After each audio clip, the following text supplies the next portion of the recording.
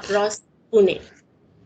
On behalf of the Symbiosis College of Arts and Commerce Center for Innovation and Entrepreneurship, I welcome you all for this two-day workshop on entrepreneurship development organized by the center under RUSA funding. Thank you, sir, for this opportunity. This is the first time workshop on entrepreneurship development is being organized for the students of postgraduate.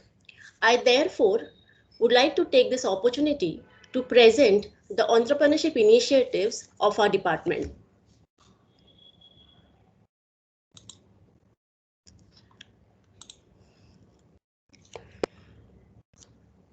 So the Center for Innovation and Entrepreneurship of our college has been functioning for past few years and endeavoring to see that students develop an entrepreneurial and entrepreneurial mindset.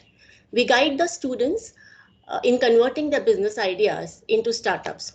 Our college is now constituted member of Institution Innovation Council, Ministry of Education. These are some of our initiatives which we have been doing. Symbis Global Entrepreneurship Summit, Indradhanu Art and Craft Festival to promote art entrepreneurship. We also undertake workshops under this. We've also published 2 books on our alumni entrepreneurs, Symbipreneurs, Part 1 and Part 2. Spandan, a social entrepreneurship event to spread awareness about social entrepreneurship and sensitize students. Seminars on innovation and business. We also provide opportunity for students to showcase and sell their products on the campus. So flea markets, we not only provide them opportunity on our campus, but we also encourage them to participate in markets, commercial markets outside the college. Manthan, a national level social business plan competition, is organized every year where we receive an overwhelming response from colleges across India. Vyapar Vichar, an intercollegiate B-plan competition, Quinnovative, specifically designed for the entrepreneurial minds. We have also organized EY Scholarship, which is organized by Ernst & Young, where students are provided with a scholarship for the B plans which they present. The winner gets the scholarship and they also get an internship in Ernst & Young. This is specifically for the undergraduate students. Then we have been participating since last year in the Savitribai Phule Pune University cluster level competition, and we have our students who have won and have also received funding for their products. Then there are interactive sessions with entrepreneurs which are regularly organized so that students get maximum exposure. There are research paper presentations by students where students are guided to present research papers, which are also then published in a lot of journals of colleges across Pune and also in international journals. Participation in intercollegiate competitions, specifically B-plan competitions, and we have students who have been winning prizes in most of the B-plan competitions. Visits to industries and startups, and interactions with alumni entrepreneurs, which we do on very, very regular basis. Some of our student-centric initiatives are Symbi Creative for student artists, which actually we undertook this during the lockdown, where student artists created their videos of the art which they are good at, and then these videos were put on social media so that others could learn from the art which they were good at. Fireflies webinar series, again a webinar series which we had conducted specifically during the lockdown to see that students remain motivated during this depressing period. Project Campus Entrepreneur is one of our flagship programs, and it is an incubation program on the campus, and the advantage of this program could be taken by everyone, not only undergraduate but also postgraduate students. This is a 60 hours credit based incubation program with 2 credits.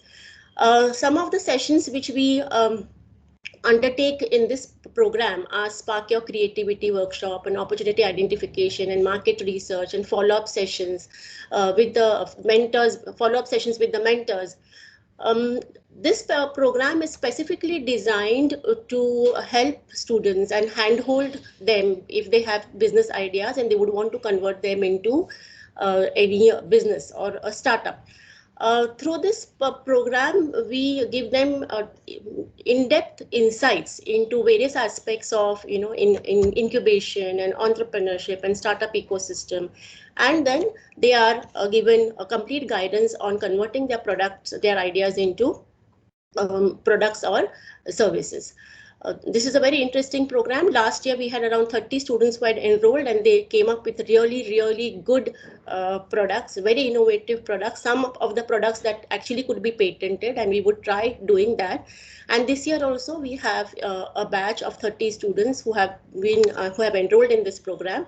This program is also funded by RUSA, so we are fortunate to have student mentors from the entrepreneurship ecosystem guiding our students to convert their ideas into products and services. Some of our mentors are, of course, our principal, Dr. Rishikesh Soman, who has been a strong support in all our initiatives. Dr. Nilesh Wagmare, Mrs. Sarika Wag, Rohit Lalwani, who's constantly there to guide us. Mrs. Anita Kshetri, who's one of our mentors at the Project Campus Entrepreneur Program. Mr. Amit Inamdar, again, one of our mentors at the Project Campus Entrepreneur Program. Sajid Khetane, who's also there always to guide us. So these are some of the glimpses of the programs and initiatives of the center. And these are some of our social handles where we keep posting about programs and initiatives we have undertaken. Just yesterday, we've organized a national level webinar on. Let me just unshare this. Just yesterday, we organized a national level webinar on innovations and IPR, and we have received an overwhelming response for this. I would like to thank everybody who has contributed to the Center for Innovation and Entrepreneurship, specifically Principal Sir, without whose guidance we would really not be able to do anything. So thank you once again, sir. And I once again welcome all the participants for this webinar, or for this workshop, and I hope that all of you would benefit. And I'm sure you will all benefit. It's a 2-day workshop, and I'm sure all of you will benefit from this. Sir, I would like to welcome you to give your address to the students. Thank you, Sharif.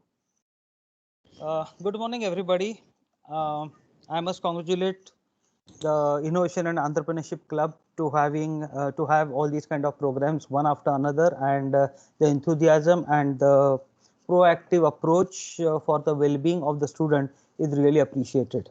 I also welcome our guest speaker of the day, Rohit, who happens to be our alumni, who was there in my class when I was teaching in this college itself, and he has been really a great support when it comes to entrepreneurship or development of students. And I welcome you, Rohit, once again, and thank you very much for your kind support, continuous support, I would say. And as far as these these aspects are concerned, or the entrepreneurship and other things are concerned, I believe that we are, I mean, on one side we are talking about innovation, creativity, but then what I have found is we are almost creative in the same way. In the sense, we are not thinking really out of the box. When somebody says that I want to develop some idea, everybody is into some kind of app, some kind of this. But you have to think differently. Somebody has very rightly said that the fortune is at the bottom of the pyramid, and therefore sometimes non-glamorous things will also be very useful. See, at the end of the day, what do you want to be recognized with? Are you recognized with the successful person or successful business person, or you are recognized with innovative, creative entrepreneur, but having not a single dime in your pocket? See, you may be creative, but that creativity has to have some kind of viability, and that viability may not be there if you have not understood the needs of the society, if you have not understood the needs of the market. Many a times it happens that you try to give the solutions of the problems which actually do not exist, or the society is not really bothered about those kind of problems, and therefore the situation becomes very funny. I mean, when you are creating a product, you have to really find out that, do I really need this product? Okay, and if I need the product, who else would be interested in having the product? Please try to understand, your success does not depend on handful 10 people requesting for that particular product. The product has to be used by millions and millions of the people, then only you will be successful. So you have to find something that will be innovative or the old thing, but you are doing it in a different way. Most of the time, what you just simply ignore what is happening. I'll give you just simple example here. I was planning to have a big road trip recently, and therefore on Amazon I was going for various car accessories. And let me tell you, it was so amazing to see so many innovative car accessories over there, and even the similar kind of products having little different features and different prices as such.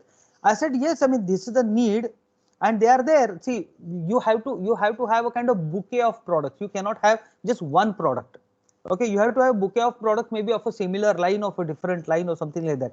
But what happens, if I tell you, yeah, there is an exhibition, please go there. Somebody makes cakes and sell it. Somebody makes soft drink, then sell it. Somebody makes some kind of handicraft and sell it. Somebody, this is all very typical. How you can stand out from this? I mean, it's okay. I mean, whatever the rent charges that you have paid, that you have recovered, you have earned money, that's okay. I mean, I'm not demeaning that success, or I'm not declining that particular success. What I'm trying to say is that if you have to look at the bigger success, then your thought process, your creativity, your innovation has to go uh, beyond the normal this thing. At the same time, it should be in concurrence with the requirements of the society in general. Okay, so many things by simple observation we realize that, oh, I require this thing. Oh, why can't somebody does that? So if somebody wants that kind of product, then why can't I do that? But that has to come from your own kind of observation, your own requirement. Then you can make a market survey, then get into that. You first try to get the idea and then keep searching for the market. It doesn't happen and shouldn't happen. And every time you cannot, please, this is very important thing. Every time you cannot say, I am entrepreneur, somebody should help me. This is not my bap sarkar kind of situation. This is a very typical Indian psyche, I would say, that मैं कुछ करने वाला नहीं हूँ, somebody has to help me out. No, you have to have your own resources to begin with, and then for expansion, for what you can say, for sustainability, for success, for growth, then if you seek help from somebody else is okay. But I don't have single penny in my pocket and then somebody should help me because I got a great idea. It doesn't happen that way. Okay, then somebody else will take the idea and he will do that. Why do I need you? I mean, he'll pay you some amount as the royalty and the matter is over. He has purchased the idea from you. You have to have some kind of your own resources, some kind of, and these resources need not necessarily only in the form of hard cash. These resources can be in the form of material, these resources in the form of manpower, because in what area you are working, depending upon that, the resources are there. Everybody gets into the either developing app or manufacturing something. But there are many services that you require where you don't have to have all these kind of things. There are many support aspects are there. As I said, lot of non-glamorous things are there. These non-glamorous things will fetch you a lot of money. I'll give simple and another thing. Don't get entangled with the title or the label. If you are entrepreneur or if you are a businessman, earning is more important. Having good idea is more important. Whether you can call yourself entrepreneur or somebody says that no, you are not entrepreneur. Hell with it. How does it matter? My idea is working and I am earning money. That is more than sufficient. Okay, so don't get entangled with the label or the title that I want to be entrepreneur, I want to do business, and I want to earn good amount of money, just money, in a very what I would say, in a legitimate way, and that's it. So whether I am called entrepreneur or I am not called an entrepreneur, it doesn't matter really speaking. But people try to get, no, entrepreneur means you have to do something innovative, and then you fall flat on your face. That shouldn't happen. That's why I said that so many current things that you are seeing around, those things can be done in a very innovative way, in a different way. Something that is glamorous, that can something that is non-glamorous can be done in a different way and can be brought to the kind of branding and label and glamour world. There's so many things. I'll give services. Like for example, day by day, the life is getting longer and longer. Medicines are helping us to live long. and with nuclear family, geriatric is a problem. So having a good quality old age home is a need of the hour. Considering considering the situation around and considering this thing, make an observation that how many old people are there, how many old people would like to stay in a old age home, because culturally it is not part of our society, culturally it is not part of our culture. But then the nuclear society, then the both children are abroad, and the old parents are there in India, and now they have to, like for example in the lockdown period, 78 80 years old people were locked down in their flat. They couldn't go out in the market, and if you are living in a posh society, then there are no shops also around you, you have to really walk down somewhere, no rickshaw available. So all these things are the kind of situation of the society. By observation you can do that. So if you can offer services of maybe old age home, a good quality nursing home, that which will have hygiene, which will have quality, which will have good food, which will have a kind of good environment, maybe that is the way you will be able to. And everybody is going to get old, everybody going to need all these things. So that, just like what we say, food industry doesn't have kind of problem, because everybody needs food. Of course in lockdown we also realized that even the food industry could suffer a lot, but nevertheless the point is in normal circumstances, certain services are required by the society, or certain services are needed by the society which were not being there already, but because the change in the society, the services are needed. Take simple example, say 100 years ago, hotel, restaurants, eating out, it was not considered as a good thing. Okay, if somebody goes, somebody is hungry, somebody may feed that person, but he will refuse to take money in return for that, because that was the social culture, that was the kind of social ethos at that time. Now in 100 years time, or maybe in 200 years time, the situation has changed, and now going to hotel for food has become a fashion, has become a kind of a change in the lifestyle. So as the society changes, the needs also changes, the services also changes, and therefore you have to identify that what my society will be requiring, say 5 years down the line, 10 years down the line, and accordingly how can I provide it. So as I am considering the current needs of the society, I also have to look forward for maybe 5 years down the line, 10 years down the line, and make sure the product that will survive those many years. Otherwise हाँ नहीं वो मैं करता था, अब मैंने change किया, अब मैं दूसरे लाइन में हूँ, फिर उसके दो साल बाद बोला तो नहीं नहीं वो मैं चेंज कर दिया, अब मैं दूसरे लाइन में हूँ. This is not the way what we are talking about. So have something that will be really required by the society, have solutions that will be really required by the society, and then you will be able to get the success. Don't just get after the brand, I am an entrepreneur. No, you have to be successful businessman. Whether you are entrepreneur or you are businessman, it doesn't matter. Your business has to work. So if somebody wants to start a new grocery shop, doesn't matter, grocery shop is not a new business, but the same grocery shop you can conduct in a different way. Okay, that is the innovation that I'm talking about. You can offer some additional services, some value addition over there, and same old style of grocery shop can be considered as a different what we say as a value added grocery shop, and that will attract your customers, and they will be loyal to you to the large scale, because till you are offering those kind of innovations. So as I said, please think with your open mind. Please look at with your open eyes. Please observe properly. Try to gauge the needs of the society. Try to gauge the gaps in all these kind of things, and try to build your business around that. Do not just get wrapped up with some kind of brand or label called entrepreneur. Okay, so if you can do that, if you can offer the solutions that are actually required by the society and not the solutions you think that the society requires, then I believe the things would be totally in your favor. And I wish all the success to all of you. After post graduation, getting government job is absolutely impossible day by day, and getting private sector job, unless you are really hard working, again difficult to survive in that, because there is a huge competition. And even in business there's a huge competition, and if you are not hardworking, if you are not creative, if you are not innovative, again difficult to survive. So I think hardworking, creativity, all these things, they do not have any alternative, they do not have any replacement. So please pull up your socks and get ready for the new world and contribute as much as possible. So I wish you all the best. Thank you very much.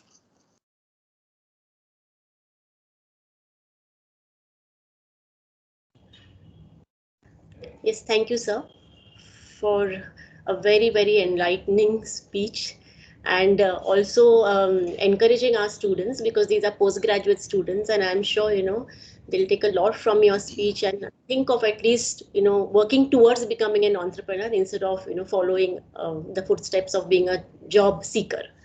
So thank you once again, sir. And thank you for all Thank the you very support you provide. Thank you for all thank the you. Thank support you. you provide. Thank you. Thank you. Yes, sir. Nilesh, over to you. Yes, ma'am. Anandita will take over. Thank you, sir. Sir, am I audible? Am I visible? Yes, please. Okay. Pratik, are you presenting? Yes, Anandit. Thank you so much, Dr. Rishikesh Soman, sir, for your thoughtful and yet realistic words. Good morning, everyone who have joined with us today. I, Anandita Chaudhary, welcome you all again on behalf of Symbiosis College of Arts and Commerce for the workshop on entrepreneurship development for the post-graduation students, Day 1. We are overwhelmed to have been given a chance to witness esteemed speakers sharing their inspirational story towards the idea of entrepreneurship today. Dr. Rishikesh Soman sir has always been an enthusiast to make us avail such learning opportunities every now and then. Also, I would like to thank Dr. Sharayu Bhagre ma'am for making us avail with the golden opportunity to interact with the idea giants today. Having said that, Mark Zuckerberg very nicely said, ideas don't come out fully formed. They only become clear as you work on them. You just have to get it started. Now, India as a nation have always been a land having abundance of ideas, innovation, creativity, development, and addition. It has served as a base for immense number of enthusiasts to undertake their idea and yield out of their risk. Over years, there has been a significant increase in the shift towards the idea of being one's own boss. Having said that, doing justice to that, we have an iconic example to prove it right today. We all are proud to announce that we have Mr. Rohit Lalwani sir with us on board. He is an enthusiast intellectual who have been a parallel entrepreneur and entrepreneurship coach to various individuals. Being an alumnus of Symbiosis Institute of International Business, he is currently a co-founder of Sparkplugger Innovation Lab, which is nothing but a non-profit venture working towards developing entrepreneurial ecosystem in India. Designing, a term coined by him, he is also a coach at IIT Mumbai, IIT Kharagpur, NIT Arunachal Pradesh, ISBMNN, and many other esteemed institutions, shouldering the responsibility to inculcate the entrepreneurial skills. He is also leading the Avantika University as its Director for Industry Relations. From projects like list webinars to building Veto, Rohit sir has been the most convincing individual to seed the idea of be a risk bearer to invade opportunities. Today, as we have him live, I would now request sir to please continue his talk on the very topic, entrepreneurship ecosystem and identifying opportunities. Rohit sir, am I audible? Hey, thank you, Anandita. Yes, sir. Thank you. You can continue, sir. Great. Thank you so much. Thank you, Anandita. A few things in that introduction definitely went wrong. I closed Sparkpluggers a few years ago. I royally screwed up and failed at it. Successfully failed at it is how I address it. Post that, I did another startup and I failed at it as well. But I think I've been very happy, proud of things that have gone wrong, because that is something that has shaped me into who I am today. Slide show मैंने किया था, नहीं दिख रहा था जब मैंने किया था. Pratik, you may want to mute yourself. Good. Happens, no worries. Moving further ahead, I think before I take the conversation and formal presentation ahead on what I'm expected to speak on, I would definitely like to share that whatever I am today, large chunk of contribution to that,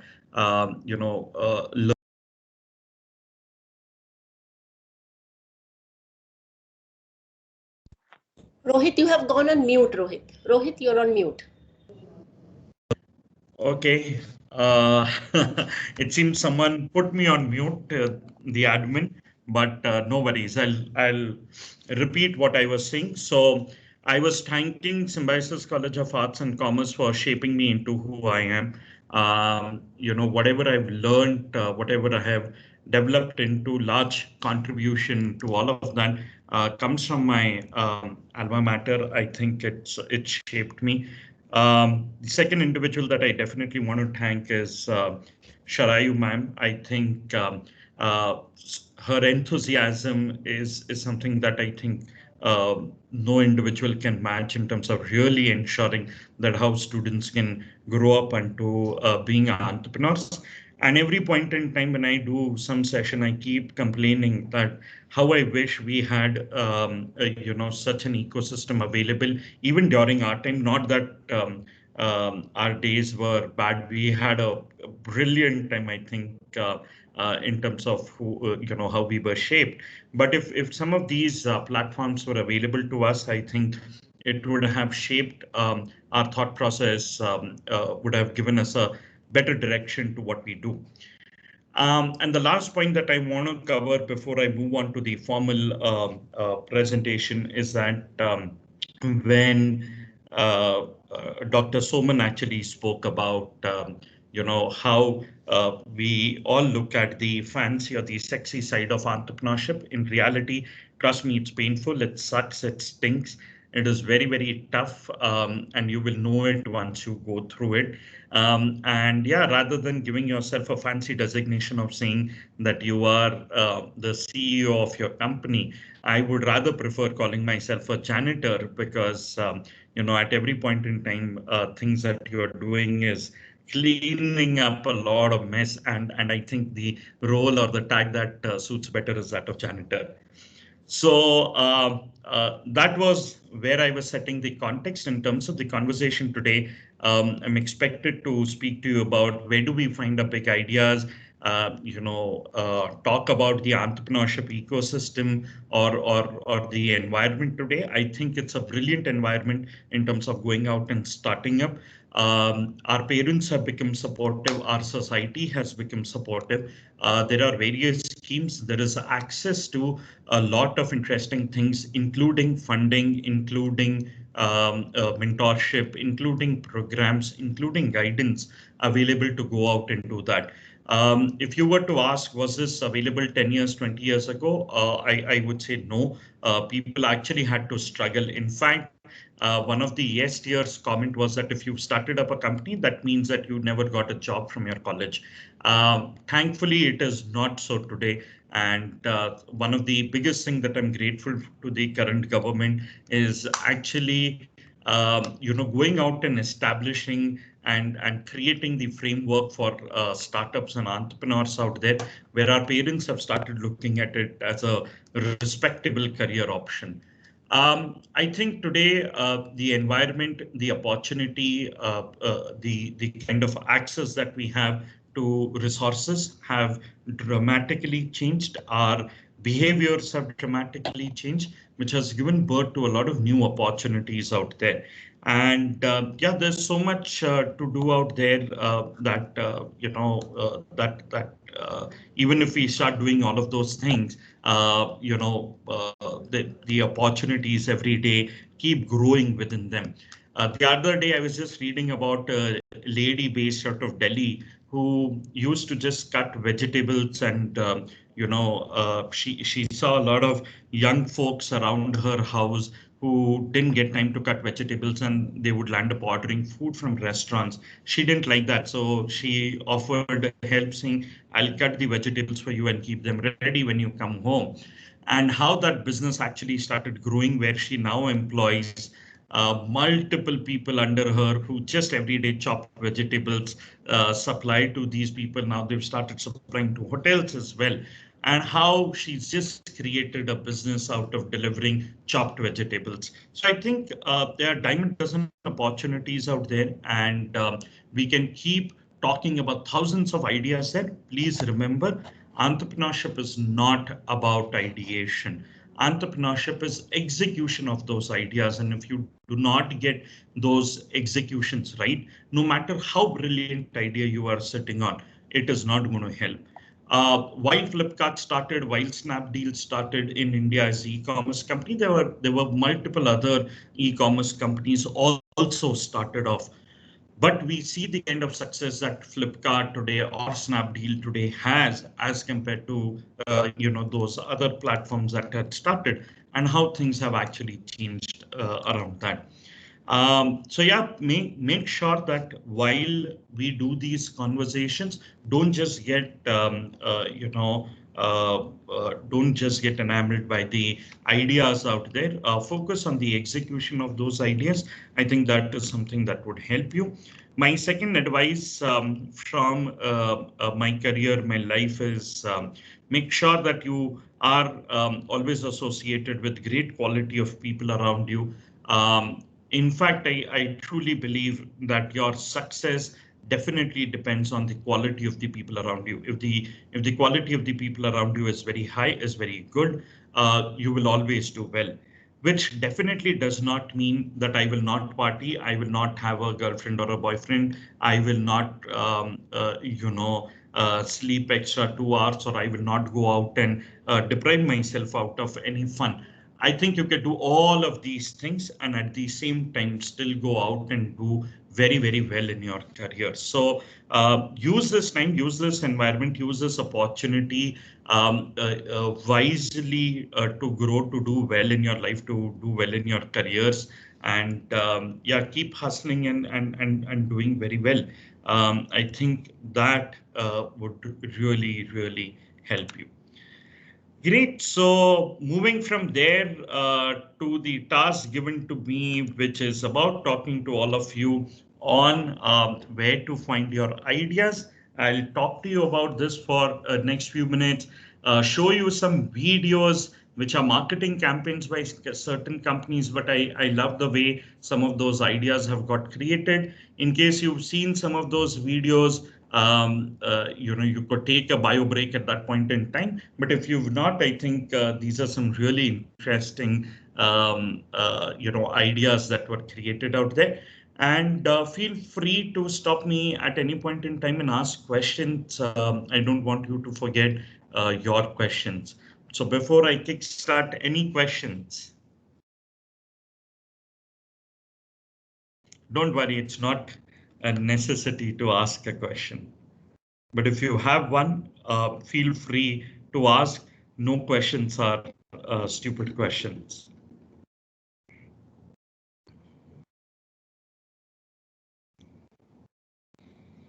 All right, great. So let's continue our journey, and start talking more about, uh, you know, um, where to get your ideas, how to, go out and build on some of these ideas.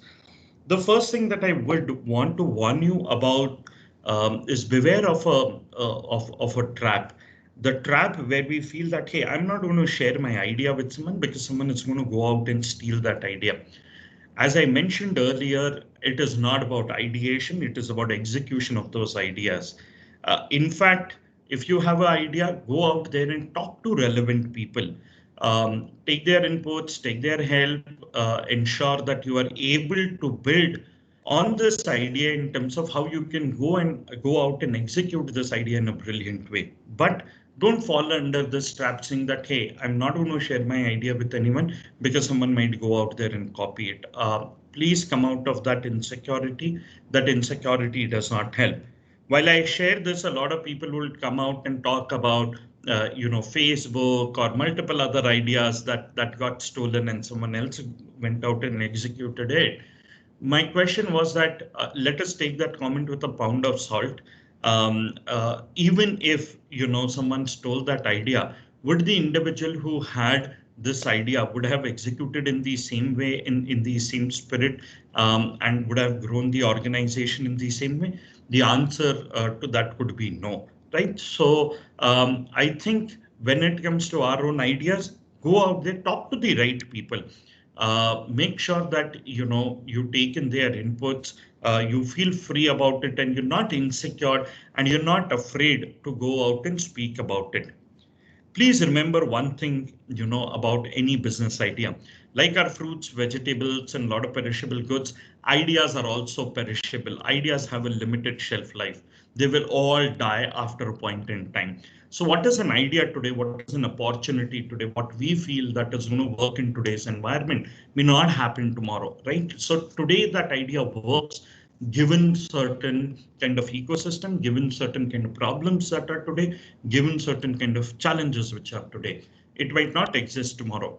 Classic example, while the entire pandemic period started off, the requirement for masks, the requirement for sanitizers, people did all sorts of innovation within their homes, within their communities, within their societies, within their cities, and came up with frugal, interesting solution for masks, for sanitizers.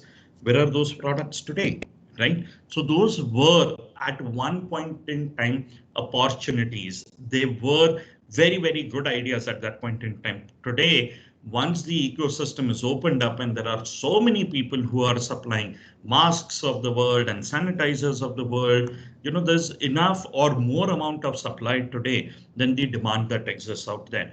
So please remember that if you have an idea, if you don't go out and execute it tomorrow, today, and tomorrow it's not going to work. Don't sit with an idea saying that, oh, after I graduate, after I do a job for a few years, then I'll go out and execute it. It doesn't work, because at that point in time, that idea may not really be required to exist out there. People are already going out and solving those problems in a different way. So remember this, very, very consciously, that ideas have a limited shelf life and they're going to die after a point in time. In fact, if you have an idea, go out there and put it up on the masthead of the Times of India, the leading newspaper. You'll at least know whether your idea has customers, your ideas will get tested, you'll know whether your ideas have the possibility. To give you a classic example, though this was a fraud and that's not something that I'm propagating or I'm asking you to do, but there's someone who had gone out and actually put up his idea on the Times of India, which is where they were selling these handset smartphones for, I think, about 1,000 rupees and 999 rupees and stuff like that. And I remember bunch of people who had gone out and booked those phones and paid that money. And those phones have never seen the light of the day. But that individual, by putting that idea out there and saying that if you're keen and interested to buy it, go out there and book this, actually got the validation done that yes, there is a need for people to buy a handset, a smartphone, which is under 1,500 bucks or 1,000 bucks. And yeah, if someone was to go out and create it, there are lakhs and crores of people who are keen to go out and buy them. The question is, where do you find these great ideas, and how do you identify them? I think finding an idea isn't a big deal. I think what you need to do for it are two things: is keep your eyes and ears open, and you'll find the idea. Let's take a classic example of this individual, right? This individual said who not only changed and created one of the finest organizations that exists in India, but actually changed the entire way this industry itself is run in the course of it, which is Captain Gopinath. So when he started Air Deccan, that was later on bought out by Kingfisher, and unfortunately both these closed down. He said that I did not see those set of people who were already flying by flights. I looked at those set of people who have never taken a flight in their life. And I said, can I go out and create a solution for that? I remember taking an Air Deccan flight, and we would actually run from the airport towards the flight, and people would actually throw a napkin and go out and grab a seat, because You didn't have anyone who would allocate that seat to you. I think he changed the entire course in terms of the way the industry itself was run. Obviously, with the experience economy coming in, all of those things, even air deck and changed. But he wanted to reach out to those set of people who were still taking the bus, who were still taking the trains, who were still taking, the other modes of transportation, and saying that, hey, you can go out there and book a flight ticket. It's not something which is only accessible to the premium most people out there. And you need to go out and start thinking in that way.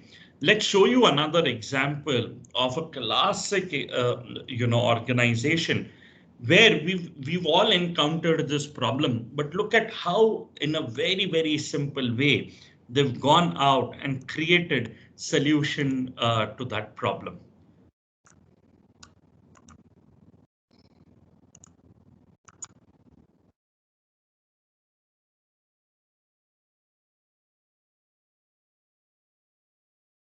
I'm just assuming, Nilesh sir, that this is audible. Yeah. Not yet, sir. Please play video. No, sir. It is not audible. No. Please give me a moment, folks. Let me address this problem, and I'm sure it would be audible now. Sorry, my bad. South Korea, a country devoid of oil. Seoul, a city where 1/4 of Koreans live, with one of the world's highest gasoline consumption. The situation is getting worse. Car usage is increasing. Petroleum costs are rising. Parking spaces are scarce. People are stressed out. Every day, a Seoul driver wanders 500 meters to find a parking space. In a month, this equals 15 kilometers or 1 liter of gas. S-Oil, one of the 4 oil companies in Korea, took action. It is on a mission to save oil. Right here, right now. Thus begins the HERE campaign. It has set up a HERE balloon for each parking space. As a car parks in it, the balloon falls. When the car exits, the balloon rises. Cars can spot these balloons from afar. They can spot open parking spaces without wandering. Finding quick parking means saving oil.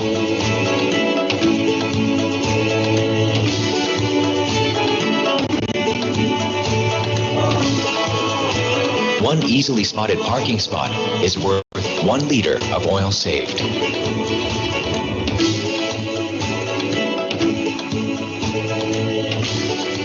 교육했을 때 엄마들은 저것만큼 경제적인 게 없다고 딱 이제표가 있으니까 참 뭐 좋은 아이디어 같아요. 책장에서 항상 다니까 신기했어요. 소설 없었으면 못 들어보는 것 같아요. 진짜.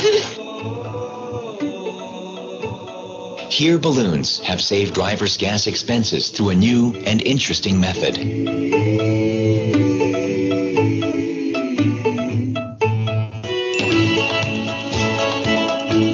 S-Oil, the oil seller, gained the impression of an oil-saving company. Save oil, save time, save money.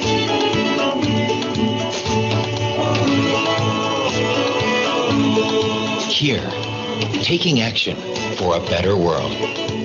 Save oil, save Earth. S-Oil.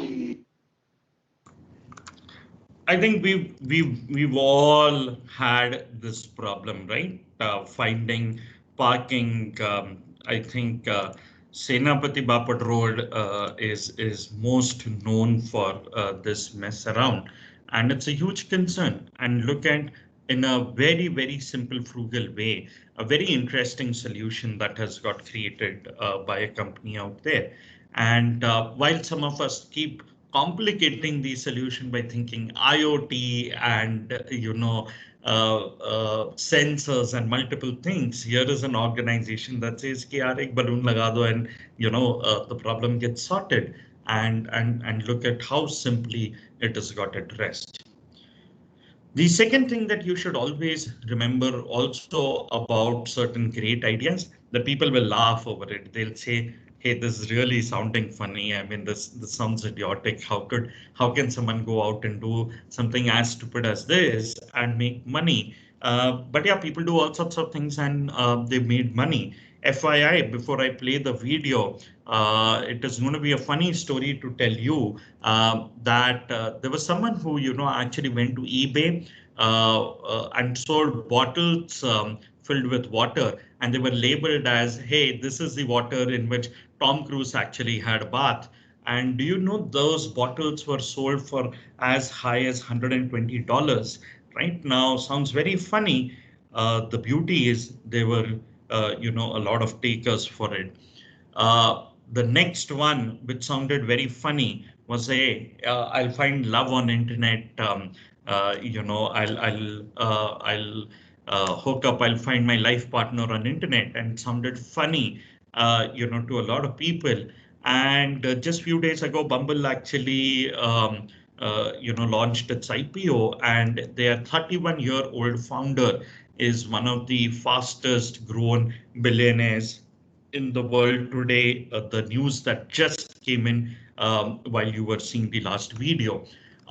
That's the kind of opportunity and that's the kind of environment that we have today. Another very interesting example that I would like to show you of an organization where we spoke about how it is difficult to change habits and how this company actually landed up changing a habit of kids by doing something which is very interesting. Before I proceed ahead to show this video, any questions by any of you?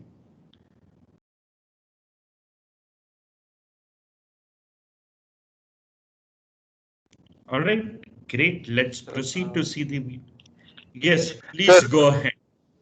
Sir, ideas are fine, but in the execution part, many of us, most of us, I think, doesn't know how to execute an idea. Like there are many things for creating a product. We don't know how it will be processed and how it will sell, and there are other many aspects in in the production and selling part. So how how individual is able to do that, like get Sure. help from people, So, right? Harish, unfortunately, the kind of environment that we are into, all of us want to become Shah Rukh Khan or Amir Khan on day one. But we unfortunately forget the hustle that they went through over a period of time. And a lot of things that they have done have made them what they are today. It isn't something that happened overnight. So similarly, when you start off an idea, don't look at perfecting the entire thing on day one. I mean, if you go out and look at the first homepage of Flipkart, homepage of Google, Facebook, you look at that product and you'll say that, oh my God, this is so ugly. I wouldn't want to, go out there and be a part of those platforms. But over a period of time, they've all changed, right? So when you start off, I understand that we do not have answers to all the questions, but go out there and start up.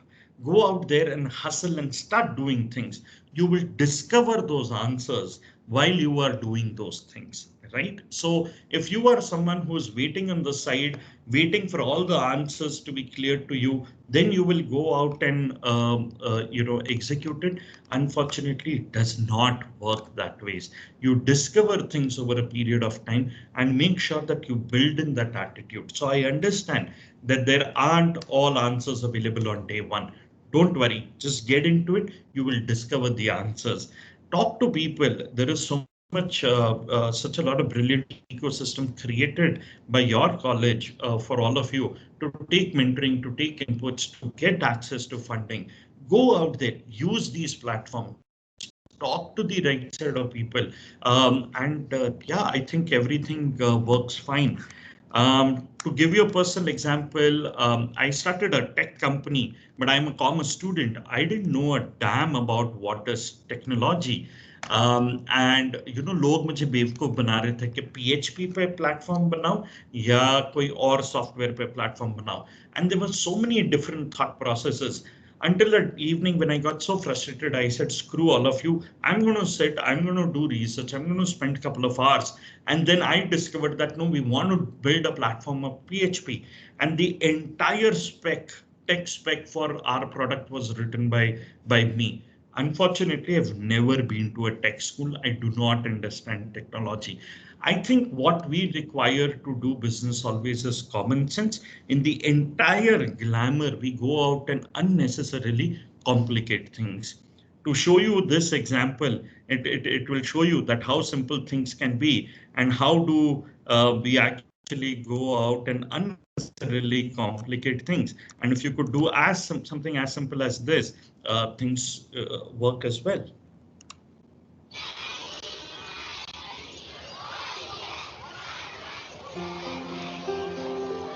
बच्चे दुनिया सिर्फ आंखों से ही नहीं, हाथों से भी देखते हैं।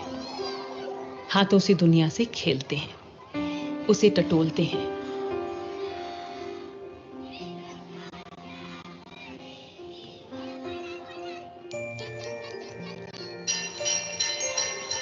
और फिर उन्हीं हाथों से खाना भी खा लेते हैं। भारत में खाने से पहले साबुन से हाथ न धोना बच्चों के बीमार पड़ने और स्कूल छोड़ने के मुख्य कारणों में से एक है। वो पानी में हाथ डालता है और अपने कपड़े से ही पूछता है। छोटे बच्चे हैं, उसे जल्दी भूख लगती है। साबुन वापरतात का? नहीं। कोई आदत नहीं होती, घर में भी माँ बाप को नहीं सिखाते, इसलिए सब बच्चे ये नहीं सीख सकते। इस समस्या का हमने एक आसान हल निकाला। हमने चॉक स्टिक्स में ही साबुन मिला दिया।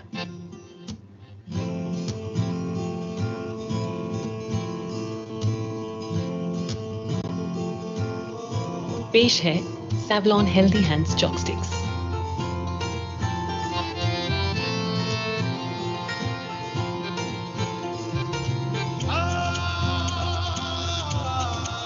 देखने और लिखने में ये आम चॉक स्टिक्स की तरह काम करती हैं, पर खाने की छुट्टी में ये कुछ और काम भी करती है। हाथ में लगा चॉक पाउडर पानी लगने पर साबुन बन जाता है।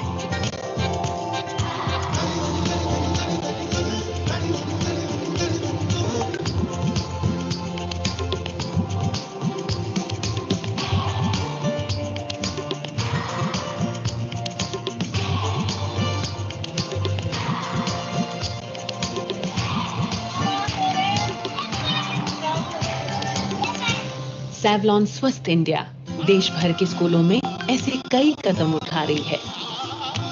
बच्चों की सेहत अब काबिल हाथों में है, उनके अपने।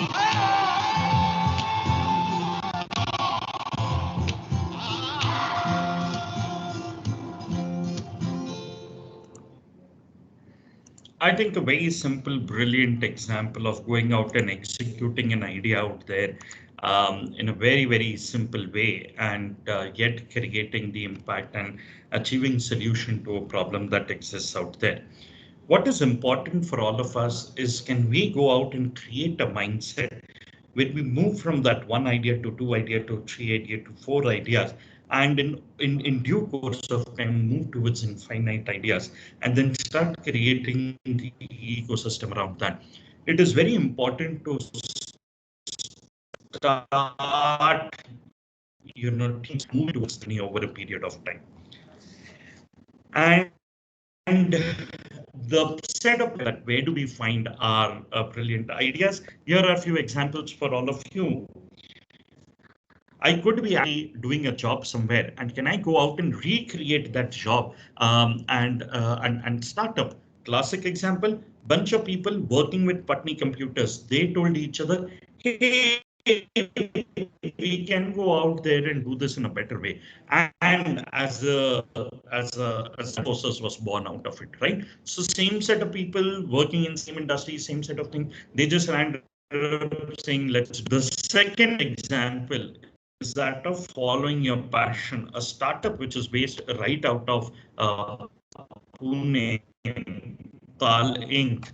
A kid who loved, you know, drumming and tapping on on the desk, moved the tapping on the desk to an African instrument called a djembe. He discovered that one of the problems is that, we get too conscious about, creating music and we'll end up saying that we don't know how to do it.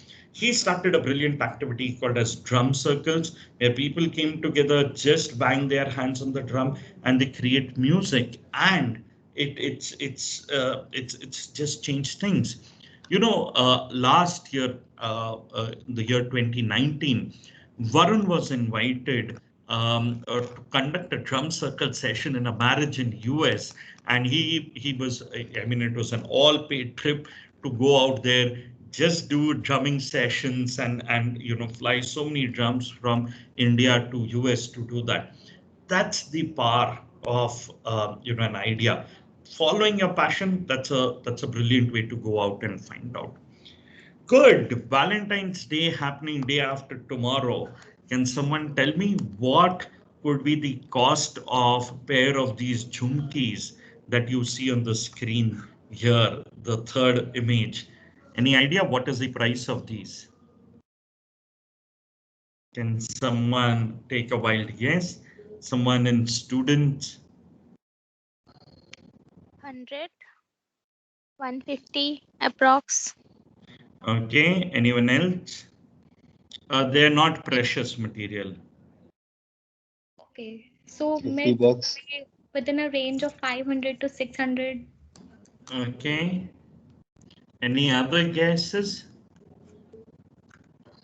Probably more than 500, like 500 to 1000 points like that, as it's Valentine and most of the people purchase it for their girlfriend or boyfriend like that. Okay, interesting. So this pair of jhumkis are created by a Delhi-based startup called as Matikar. These jhumkis are created by red mud, all handcrafted. The worst part, if they fall from your hand, they break. The price of each of these pair of jhumkis is 1800 bucks, right? And the beautiful part, people are buying it. It all sells like hotcakes. So another way of finding your idea is start doing what's popular now. To give you an example of how this works, so while I keep traveling for work purposes to all sorts of places, I was traveling to Delhi, and like other professionals, I also landed up asking my wife, hey, would you want to travel with me, where you could meet some of our relatives, friends, and you could we could before work and after work also roam around the place. And she said that yes, she would like to accompany me. And when I keep visiting all of these places, I make a point to visit some local entrepreneurs, talk to them about what's happening, what they are doing, because that gives me a lot of inspiration. I was visiting Matikar and I made this huge mistake of requesting my wife to join along with me. She joined me, and as soon as we were at Matikar, I saw that she was just going crazy moving around, and I realized that it was a mistake to bring her there, because now this visit is going to, is going to create a huge hole in my wallet. And that actually happened. By the time we got out of there, I had a lot of inspiration in my heart, but I had a huge hole of 15,000 bucks in my wallet. And as usual, when we got back, I was like, hey, do you even realize that you just got red mud worth 15,000 bucks, and it's so stupid and it's so useless. Why did you even buy them? And she just gave me a shut up call, the way any lady would do. But something interesting happened. Just a week after that, we were attending this big fat Indian wedding. And, a lot of times, or in most of the cases, these weddings are a platform to show off, your creativity, show off your financial status and stuff like that. And this is what happened, where my wife actually wore those Matikar jewelry, and where everyone was wearing something which was gold and metal. And when she went near the pandal, I saw a lot of, women of her age actually go to her, touch this and say, wow, this is so cool, this is so beautiful, this is looking so amazing. Where did you buy this from? And then she turns around and gives me that dirty look, which says that, hey, if you don't know things, just shut up and don't argue, right? And that's where you find those ideas, right? So start doing things which are popular, because gold is out of fashion. Some of these cool things are in fashion, and people go out there and buy them. Another way to go out and find an idea, be your ideal customer. What would you like to do as an ideal customer? So Abhishek, who only loved to read books, wouldn't actually go out of the house, keep reading books, and the mom got tired saying, "Kuch to kar le nikamme apne zindagi mein." He was like, "Chalo, I'll go out and start a bookstore, because that's something that I love, and मैं book भी पढ़ लूँगा, book भी बेच दूँगा." And he starts this store in Chennai. But what he does interesting at that point in time is that he lands up ranking the books there, saying that which, according to him, is the top-notch book, the number one book, the number two book, the number three book. Slowly, people in Chennai who start going to those stores start looking at those rankings, and they realize that, wow, Abhishek's recommendation are really good recommendations, and those are the books that they would love to read. The store and Abhishek gets identified by the Rahejas. The store is then converted into crossword, and rest, as they say, is history, right? So how did it start? It started with you being your ideal customer. The last one, which is classic one, and we could go into multiple stories of going out there and solving a problem. Bunch of people couldn't find a place to stay. They landed up saying that why not stay in someone else's house, and that gave birth to Airbnb, and we all know where Airbnb today is, and kicking asses of the hotel chains out there. If none of these things work for you, don't worry. You could go out there and copy an idea. Something somewhere is doing very good. Just go out there and shamelessly copying it. If copying was a crime, and if copying was a bad deal, all these brands that you see right now, and many others which exist out there, they wouldn't have existed. They were all simply copy of some other brand out there. Point is, do not wait for an idea to strike, an eureka moment to happen. Go out there, start doing things, and over a period of time you will discover. So as I said a little while ago, that the two important things that are required is keep your eyes open and your ears to the ground, and you will definitely be able to come up with the next big thing. Any questions? Happy to answer them, or else I'll move ahead.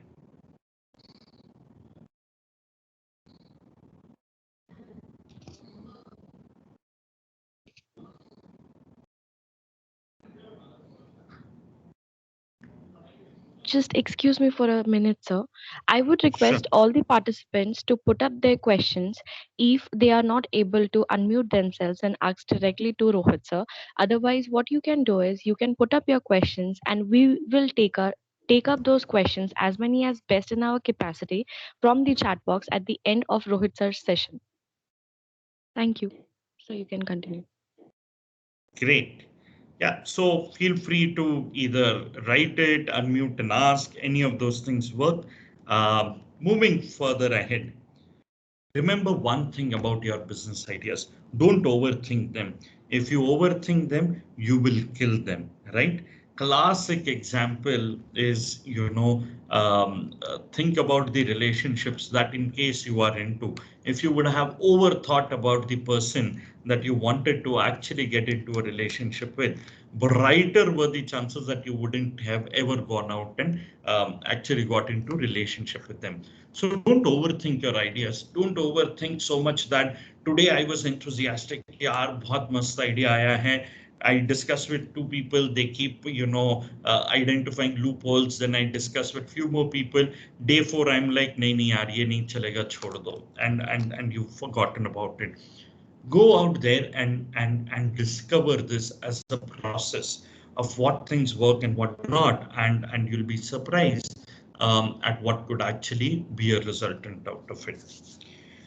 Few other ways to identify an opportunity. If you have a rich father or father-in-law, go out there, buy a business. A lot of businesses in pandemic were closing down. You could have simply bought a few of them. Franchisee model has become very easy, where the brand has been created, the entire thing has been cooked, created, served right on platter. All that you have to do is go out and execute. Start looking at some natural extensions. For example, I was running a BCom college. I landed up, starting an MCom college or an MBA college, right? Very naturally, you go out and extend, to some of these ideas out there. One of the other things, classic ways to listen to customers. In fact, we as customers is where the real intelligence is. We are the ones who are telling companies, to everyone, what are the things that they should do and where do you find, where are the problems, and that's where the companies go out and create solutions to problem. So yeah, find good customers whom you could talk to and identify those things. And lastly, you could also do a parallel competition. Someone else has started off something, उसी के सामने मैंने अपनी दुकान भी खोल दी, because उसकी दुकान चलती है, मेरी भी दुकान चलती है, and we've seen this huge boom with all sorts of chaiwalas out there, and how beautifully the entire thing has been growing.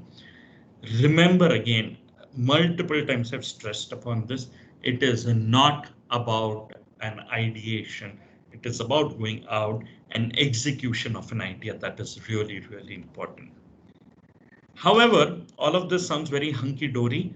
Please remember, ideas are evil. A lot of times, if you were to just start with an idea, the chances of you being successful are very, very slim, and very high chances that you will land up failing. Why? Because we all go through this transition curve that I was just speaking about a few minutes ago. I got an idea, there's an uninformed optimism, then I start doing some research, there's an informed pessimism, then either I crash and burn, or I take that, I create a solution around it, and I keep again moving into the next wave of informed optimism. We all go through these emotional waves, right? Please ensure that you don't crash and burn. You actually go through the cycle where you are able to make certain changes and move to the next level for sure. Please understand that starting up a company is a process and not shot in the dark.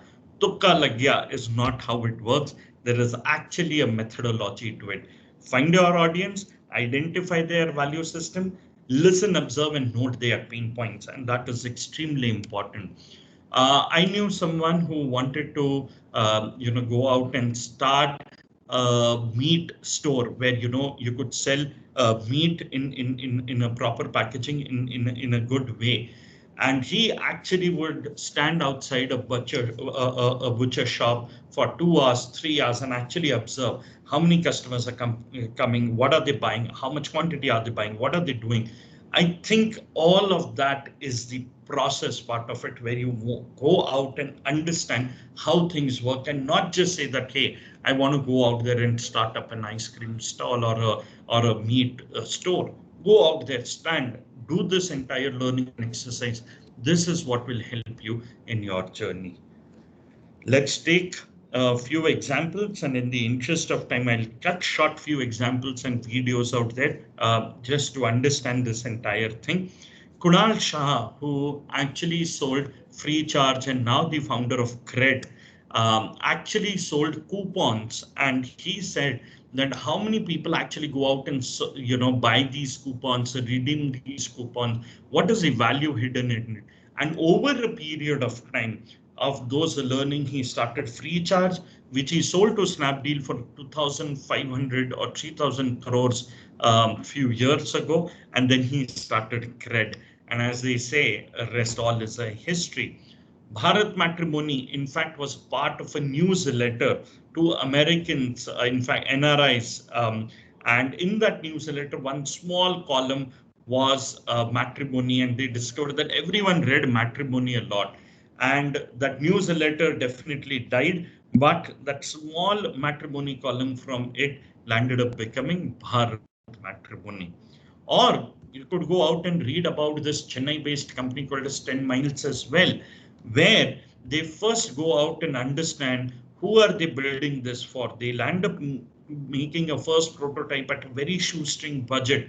They launch it, they see that are people actually buying it, are people willing to pay money for it, and only when it crosses certain milestones they go out and launch the big product out there. So please understand that this is a process and it's not a shot in the dark. Good. So the point is, don't wait for an idea so that you can get started. Go out there, start your journey so that you could have ideas. To give you another analogy for it, while I stay in Pune, I went to a lot of swimming pools and I learned swimming by going 1, 2, 3, 4, 1, 2, 3, 4. Whereas you go to villages and kids just jump into the canal and they start splashing their hands and legs around and they learn swimming. I think it is important to understand from those experiences that go out there, get into the water, start splashing your hands and legs around because you don't want to die. You want to go out and survive that journey. And that is how, a startup journey will take place. If you are someone who wants to stand on the corner and who wants to say that, hey, I want to get all my answers, and only when I get all my answers, I'm very confident and I'll go out there and do it. It does not, unfortunately, work like that. So stop being the thinker, start being the doer. Very, very important. And that aspect in your journey is important. As I mentioned right in the start, the ecosystem, the times right now are very, very good for all of you to go out and experiment with starting up a company. And even if things don't work, you get back saying that, hey, I have a 2 years experience, failing at a startup. Can I get a job? And I'm a classic example where I landed up getting a job after 2 consecutive failures at a startup. And I still keep getting calls from some people saying that, hey, why don't you join? Because the kind of experience that you've had in terms of product launch, failing at it, understanding what goes right, what goes wrong is a lot of valuable experience. So don't be afraid out there. Go out there and hustle and definitely experiment with it. I wanted to spend a little time on understanding that are these ideas really opportunities and how do you screen ideas? But I think in the interest of time, I'll first take the questions on ideation and or if Nilesh sir, you could confirm if I can extend it by 5 to 7 minutes, then I could just run through some of these important points. Yes, sir, you can extend. Sure. Thank you so much, sir. So whenever you look at an idea, ask these 5 important questions. The first one, what important customer problem are you solving? Second, how many customers are there that are willing to buy from you? Third, why can only you provide the solution and someone else not do it? Fourth, how can you defend against others coming and executing these ideas? And fifth, how are you going to do it? And I think if you can answer these simple 5 questions, you will be able to sort a lot of questions as far as your entrepreneurial journey is concerned. Very important to understand what customer problem are you solving, how valuable it is, how painful it is. The more the valuable and the more the painful the customer problem is, the more are the chances of you being successful. I definitely want to avoid some videos, but some of these are good learning exercises. So I'll show you this one and take your question, ask you a question at the end of it. Okay.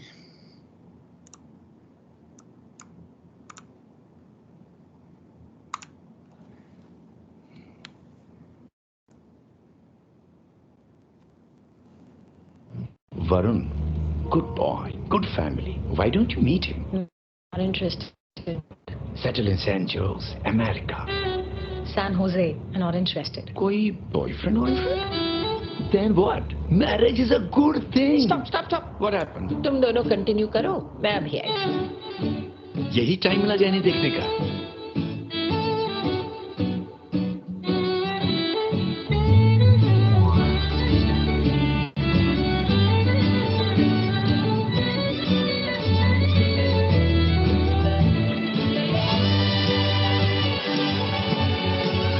शादी कब है? Oh, wedding jewellery? No, we are not interested. चलो बेटे उतार दो। क्या नाम बताया? Varun.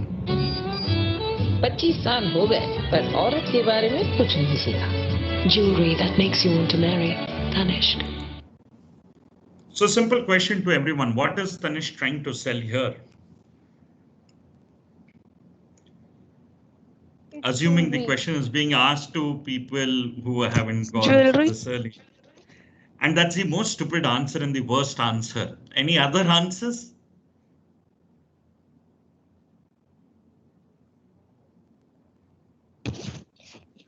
Guys who are have raised their hand can unmute themselves and directly say their answers to Rohit sir. Sir, emotions. I can't hear you. Your voice is. Sir, emotions. Put that on the chat box. That would be great. Emotions, okay.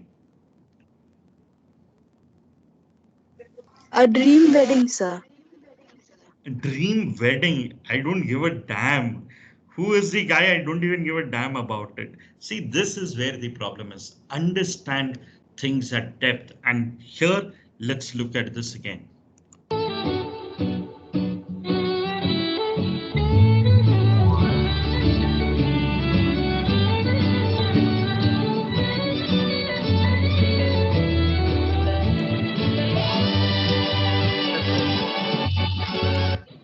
And this is what Tanishq is selling.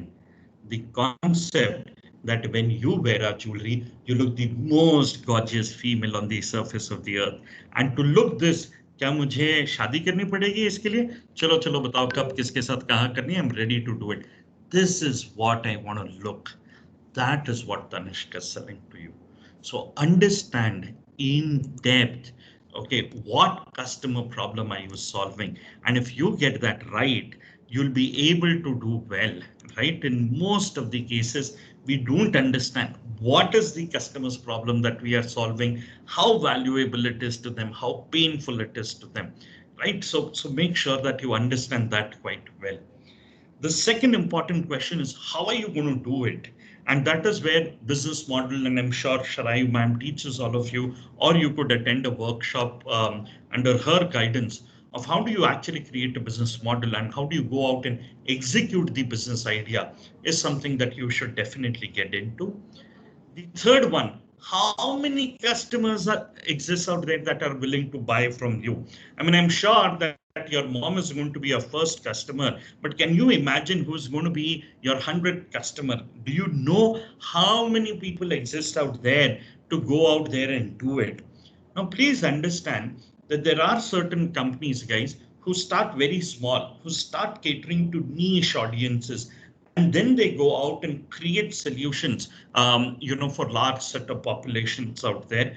To give you an example, Samsung has done this, but Samsung has actually done it in the reverse way, where they got into certain category of products, and then over a period of time, now they're slicing and dicing and actually focusing on smaller groups. But overall, if you go and see, whether you see Ujala as an example, Sasa Ghadi detergent as an example, a lot of confectionery products as an example, they were started as a niche to serve a certain set of population, and over a period of time, they've gone out and grown extremely well.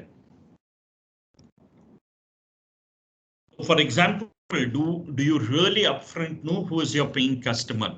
Can someone tell me who's the paying customer for Domino's?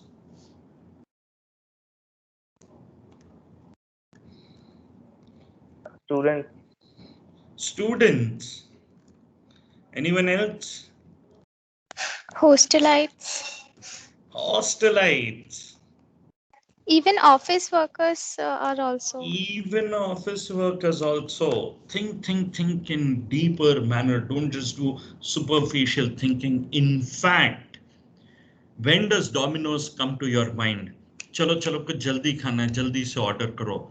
That is the time Domino's comes to your mind. So the upfront paying customer for Domino's is not someone who wants to eat pizza. It's someone who does not have too much of time. Kuch jaldi khana hai, kuch fast khana hai. That those are the people who go out, and majority of them make the choice of Domino's as a product. In fact, look at this advertisement. जब तक आप page को इधर से इधर कर दो, तब तक आपका डोमिनोज का पिज्जा डिलीवर हो जाएगा. That is what they are focusing on. Have you ever seen an advertisement of Domino's where they talk about how delicious their pizzas are? The answer is no. Every advertisement keeps talking about how efficient their delivery systems are, and they're delivering the products to you, and they're doing extremely well at doing that. Identify why can only you provide this solution. What is so unique about you that you can do this and someone else cannot do this? I definitely have to show this one to you because this is a brilliant idea that started out there, and see how beautifully it has gone out and executed. While we keep talking about multiple challenges out there, and okay.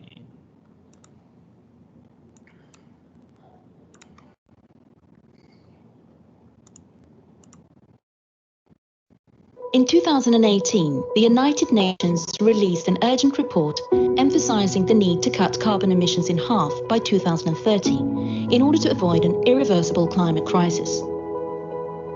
The average consumer in Sweden causes around 10 tons of carbon emissions each year, of which 60% is linked to consumption.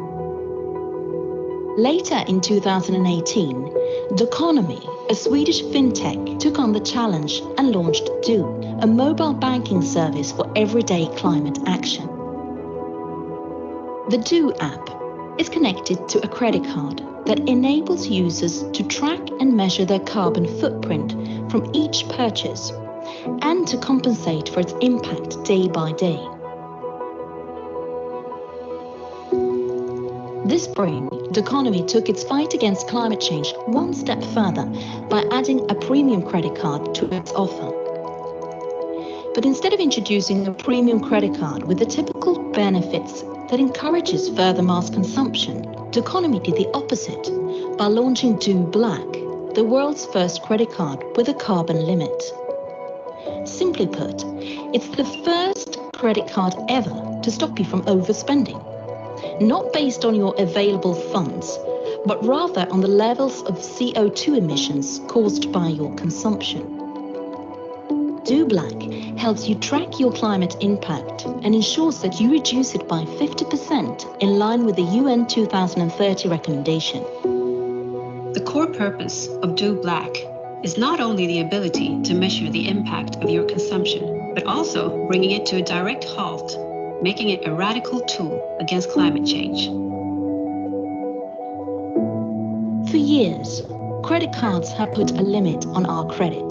Do Black puts a limit on our impact.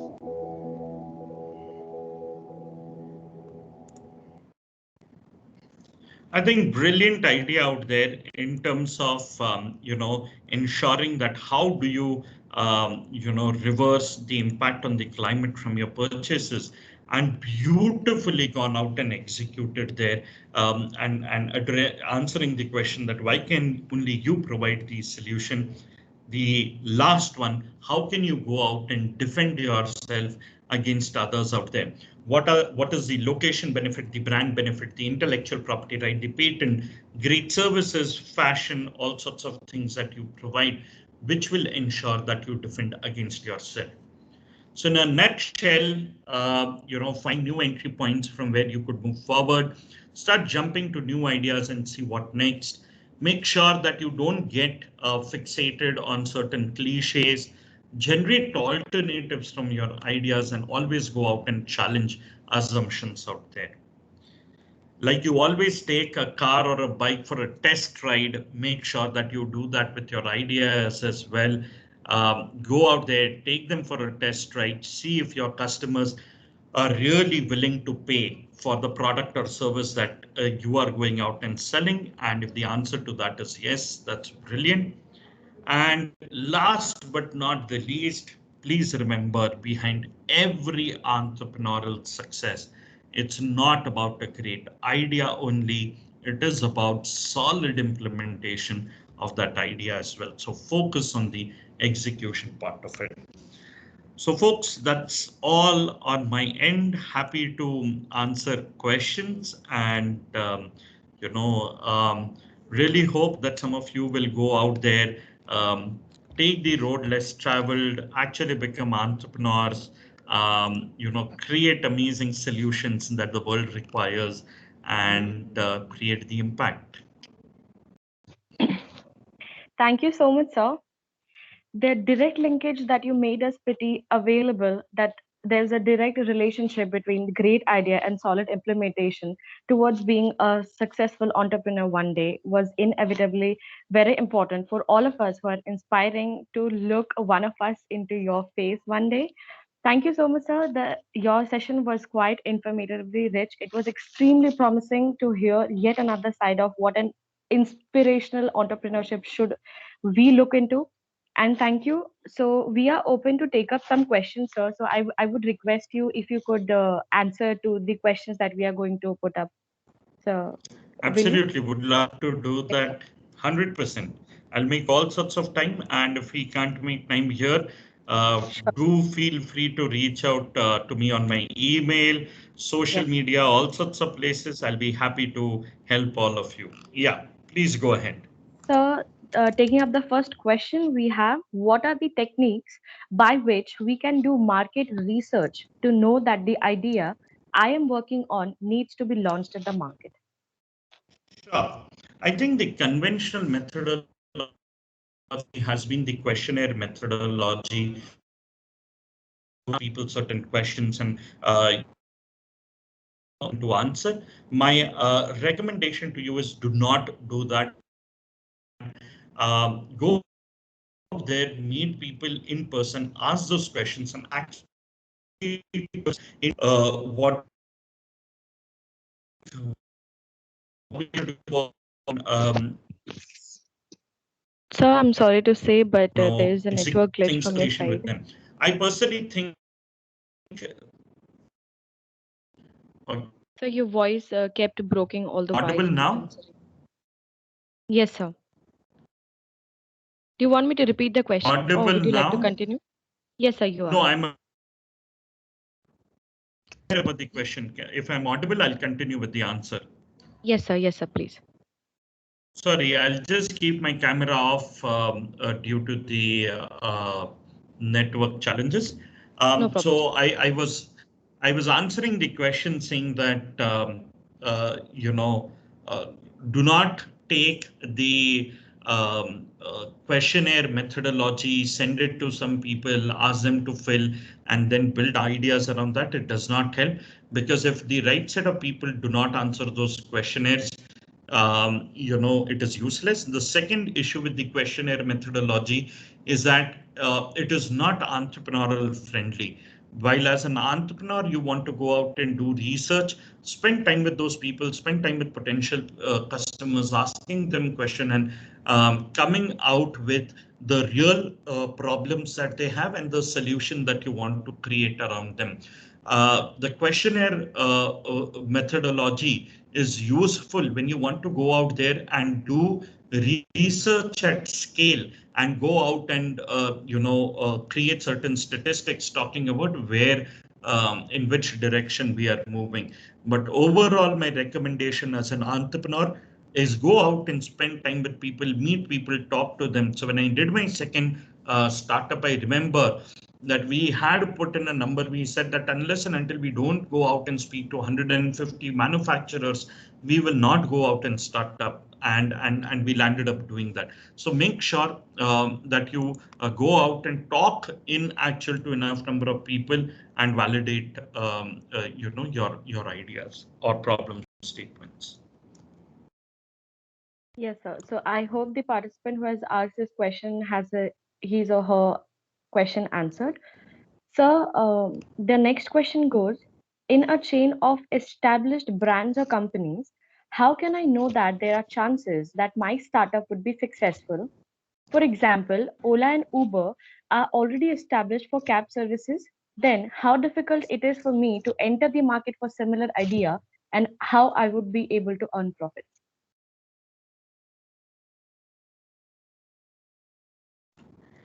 Yeah. Sorry, could you repeat that question?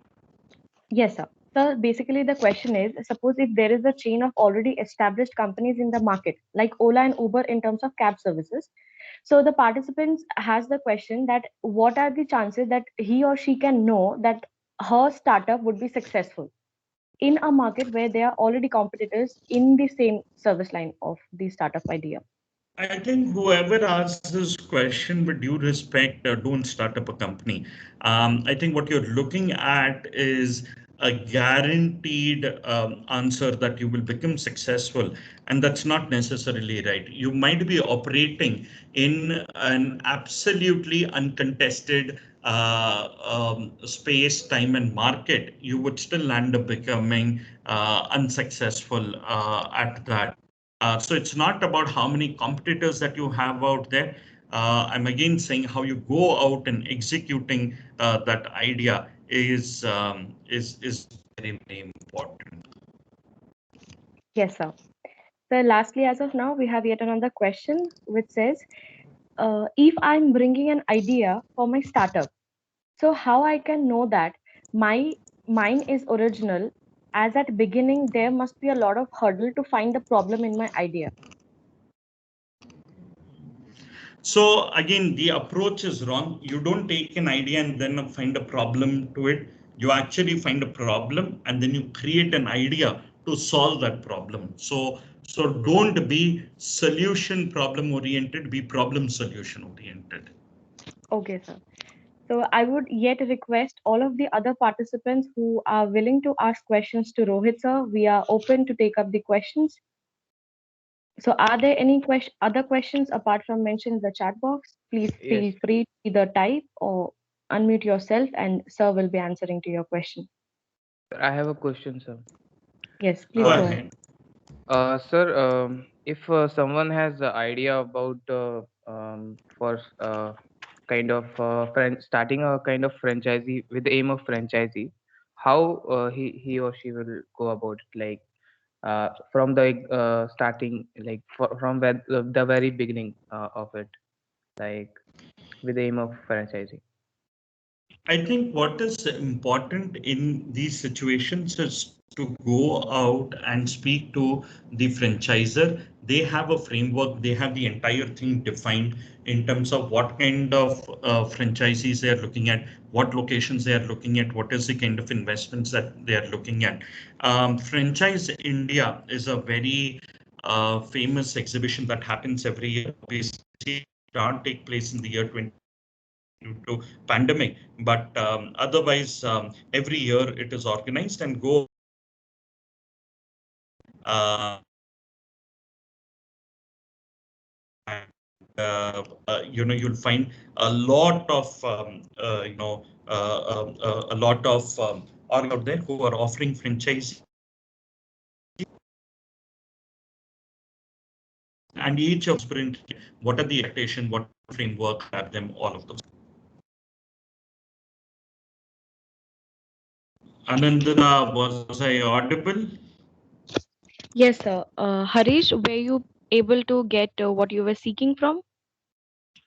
Um, Sir, I have another question related to this. Uh, do we have to like have a complete setup business for going out if like to the franchise India, like to get this opportunity, or we can just go and Absolutely start? not. Absolutely not. Just go out there as someone who inspires to start up and take things ahead. Okay, sir. Any more questions coming up for Rohit sir before we could wind up for this first session?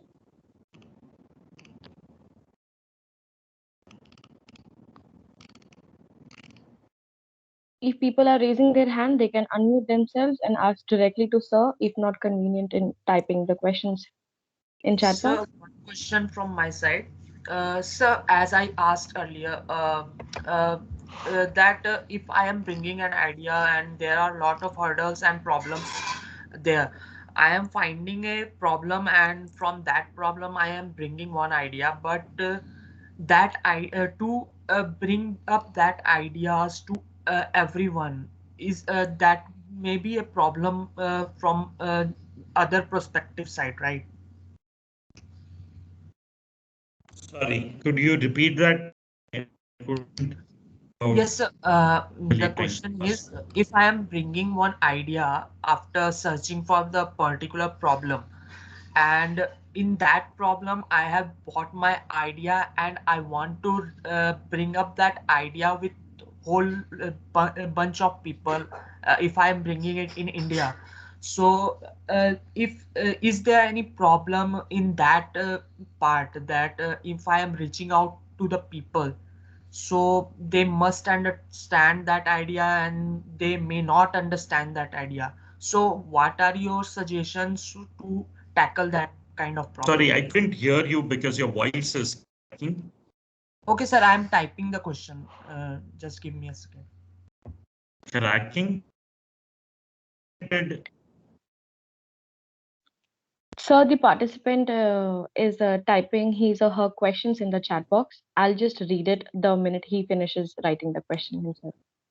No, so that's all right. I think I heard some part of the question, and what from what I heard, essentially, while you bring an idea of another country to your country, make sure that you understand that the ecosystem in your country is relevant to that idea and will behave in a particular way. So an American might consume soda water regularly, and if you were to go out and create soda machines and flavored sodas, it actually works out there.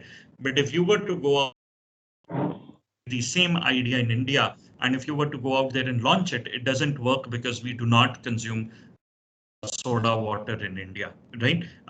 So make sure that you see the cultural alignment with the ecosystem while you launch a particular idea.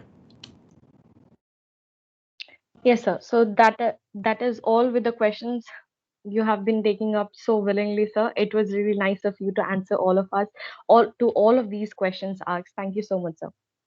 Concluding the session, I would like to Thank you. thank Rohit Lalwani, sir, saying that you see a rising kingdom only after its fall. Despite failing in the two startups, Rohit Lalwani, sir, is a burning example that if you really wish to be at heights one day, you can only be with your constant belief and innovation. It was such a great opportunity to have you with us, sir. Thank you, sir, for showing us all the hardships that a successful entrepreneur needs to take. Also, not to say the least, that you showed us a path that entrepreneurship skills is definitely nothing but not to be a shot in the dark, but a process of understanding with equitable research and development undertaken.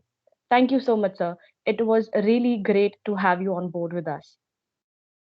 Moving ahead, we will now have a short break of 10 to 15 minutes. After that, we will be moving along the day with our second speaker in the queue. Stay tuned, guys. Thank you. Thank you, everyone. Thank you, Nilesh sir and Sharayu Thank ma'am. you, I sir. hope this Thank was you so helpful. much. Thank you. Thank you. Thank you, sir.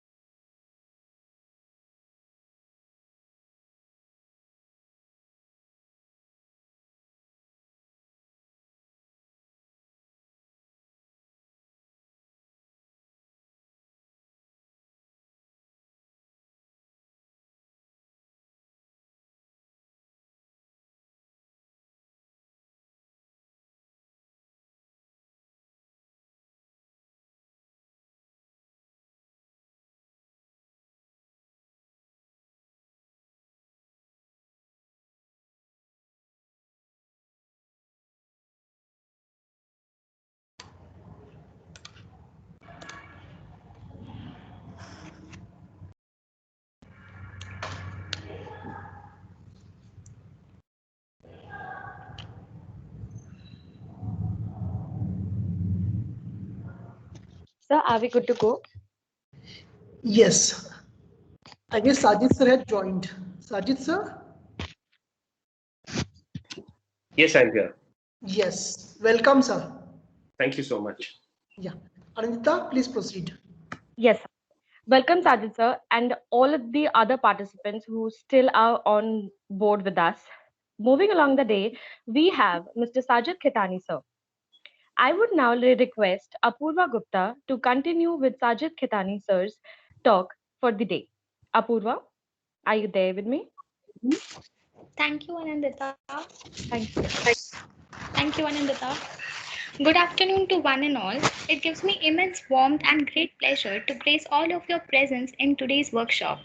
It gives me tremendous contentment to be presenting the welcome speech amongst the most esteemed personalities who have won accolades in their respective fields.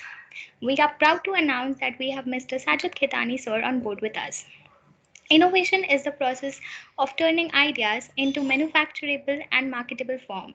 Mr. Sajid Khitani sir has an expertise in redesigning strategy to drive business growth, generate value for the company and its customers, and create competitive advantage. He is a strategy plus innovation consultant, partnering with businesses to generate actionable insights by decoding human behavior and combining them with emerging trends to create meaningful products and solutions. He has completed his postgraduate diploma in business administration, finance from the University of Wales. He is also certified in connected strategy done from the Wharton School. An experienced leader with a background in strategy plus innovation consulting, consumer behavior, business modeling, equity research, and entrepreneurship. Currently leading research and strategy at Turin Labs, a global innovation and strategy consulting firm based in India. The topic of discussion for this session is design thinking and idea generation. I would therefore like Sir to continue further. Over to you, Sir. Thank you so much for the warm introduction. You have raised the kind of benchmark of what is expected in this session. So yeah, I'll try to meet the expectation as much as I. So first of all, I would like to extend my gratitude to Vatmara sir and Sharayu ma'am for having me on board. Have been associated with Symbiosis College of Arts and Commerce for this is the 4th year, I believe. Yeah, been a part of the board of studies. Have conducted a few guest lecture sessions as well. So it's always a pleasure to be amongst the students of Symbiosis. This is the first virtual session which I'm doing with the Symbiosis College students. Until now, it has been always been in person. So yeah. So without further ado, I will share my screen and we'll begin the presentation for the day. Few hygiene checks, no phone calls. If you have any application open on your laptop, desktop, wherever you are using viewing this conference, please put them on silent so it doesn't disturb the notification sound doesn't disturb anyone. Apart from it, this is an interactive session, so I will be doing less of talking to begin with, and it's more about you guys contributing to it. I know I'm between lunch and this session, so I'll try my best to make it as interesting as possible. So with that, I'll share my screen and let me know if my screen is visible.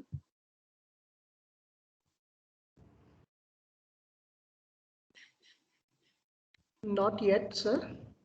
Apurva, please move yourself. Yes. Yeah. Perfect. So, so what do you mean? So how many of you are aware of what is design thinking? Quick couple of definitions of design thinking you are aware of. That will be helpful for me.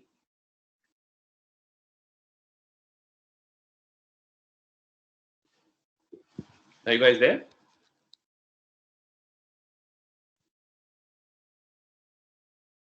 Actually, sir, it's about planning, about the assumptions and problems that might occur in the future, and designing the product or whatever idea we have according to that.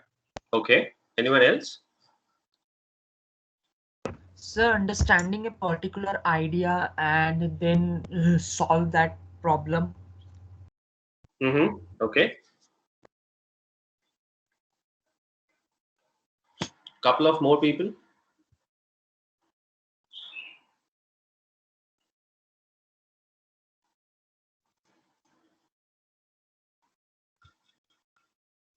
All right. So, some of you have kind of made sense of what is design thinking all about. So, I will, in this presentation, I have covered some aspects of what is design thinking, what is the need for design thinking in today's time, and how does it help in idea generation or ideation as the process is moving.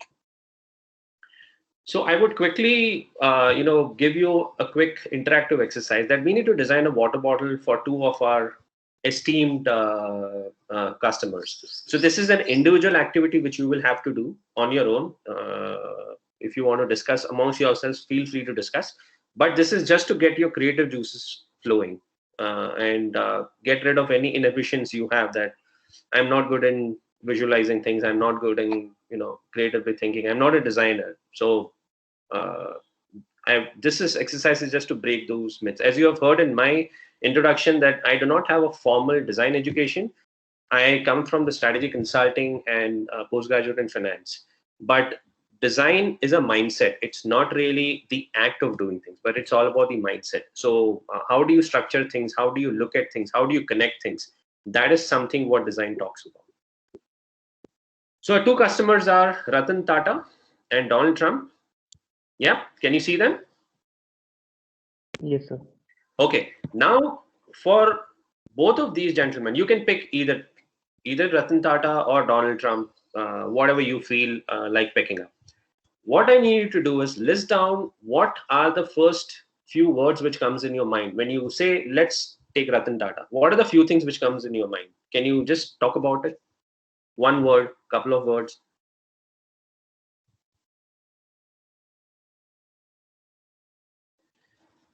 Not only an entrepreneur, but a great person. Great. A great heart. Okay, not only an entrepreneur, but a great person. Okay, someone else? Guys, I need quick interactions. I want to make it as interactive as possible. So I would like at least 5-7 people to contribute in the discussion. It will be really helpful for you guys as well. Yeah. So believing that the employees are the biggest assets of the firm or company. Okay. All right. Next. Ideal businessman. Ideal businessman. Okay. So now I need to just switch the way you are giving your responses. I'm not looking at one line description of these people. I need attributes. Attributes, by what I mean by attributes is quality, like honesty, integrity, good for nothing, bad, worse. These are attributes about these people. So what do you think? Now let's look at Ratan Tata again. Now what are those one words which come to your mind? Sir, generous. Okay. Humble. Okay. Down to earth. Faith. Down to earth. And next, what was that? Faith. Humble. Okay. Sir, a great thinker. Great thinker. All right. Now, how about Donald Trump? Corrupt. Did you say corrupt?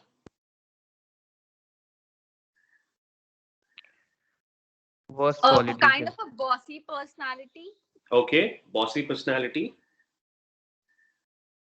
So bad attitude. Aggressive leader. Aggressive leader. What was the other thing which was there? Bad attitude. Bad attitude. Okay. Sir, illogical. Illogical. Interesting.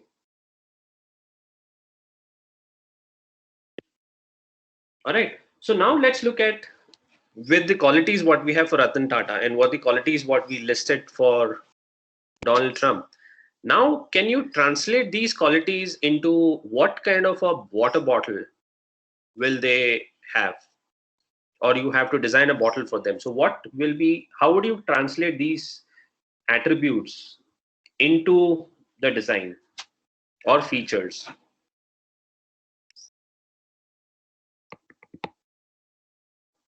So when we say bossy, how would bossy translate into the design in the water bottle? So, in Sir, a terms we would unique. design in such a way that it will be create a monopoly in the market or something. Okay. So can you pinpoint, so how Sir, does the design reflect? a unique design which showcases that he's different from the other population. So can you now break it down for me? Translate that into, okay, you're saying it's a unique design, differentiate from the other population. So how will the So, bottle look? so there will be some quote or words that will signify his personality Okay. on the bottle. Okay. So mind you, we are designing a water bottle for him and not for others. He's going to use. He's has a personality of attention seeking. So I guess a weird shape would be better for him. Weird shape. Right. Okay, interesting.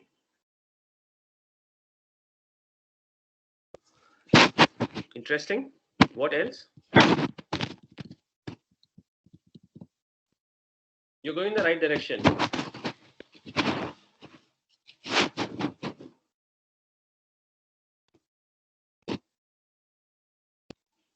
So can you talk about color? What kind of a color will be there on this bottle? White color, probably, Okay. for Donald. It's a Do black. a I think black Sir, color. black. Yes. black color, white color. Okay. Do a quick Google search on Donald Is there Trump. any vibrant color that will depict his No, sir. aggressiveness as a Sir, red leader? color. So red Red color color. because his party is kind of a red color. His Okay. party. Mm-hmm. Or any vibrant color which will depict his nature of being an aggressive leader? Okay.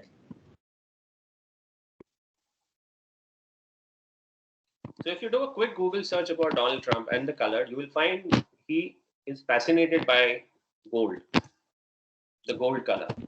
Sir, for Donald Trump, black. Black. Okay. All right. Now let's switch to Mr. Ratan Tata. What do we see? How do we translate humble, down to earth,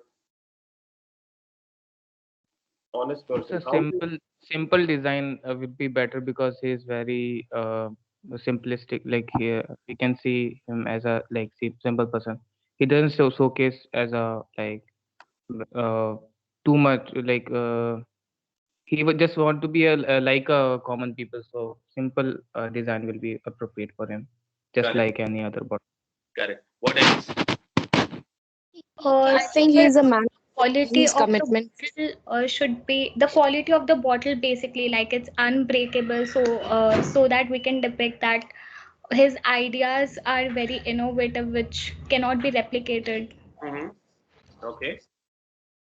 He can go for non-plastic bottles, as in metal bottle or the one which is made up of mitti ki bottle. He can use that. That will signify that he's very taking care of the environment and conservative and Interesting. Interesting. Now, if I go to the previous slide, when you think about a water bottle, this is something what you think about. It's at the end of the day, it's a bottle. Now, when I brought in these two personalities, suddenly you are focusing on the aspects of what will it constitute of, what kind of color, what kind of finish, what kind of attributes will it have. So it is still a bottle, but when you connect it with who's going to use it, suddenly you are able to define it. And did you even visualize it did you sketch it out? And did any one of you sketch it out? No, sir. Okay. So see, this is even before sketching it out, you have been able to translate into a lot many things, like kind of mitti ki bottle, unbreakable, flamboyant, uh, black color, red color. So you're making it customized, which will appeal to this personality. Now moving to the next slide, I'm leaving this open for discussion right now. I will connect it in the later slide. What do you see over here?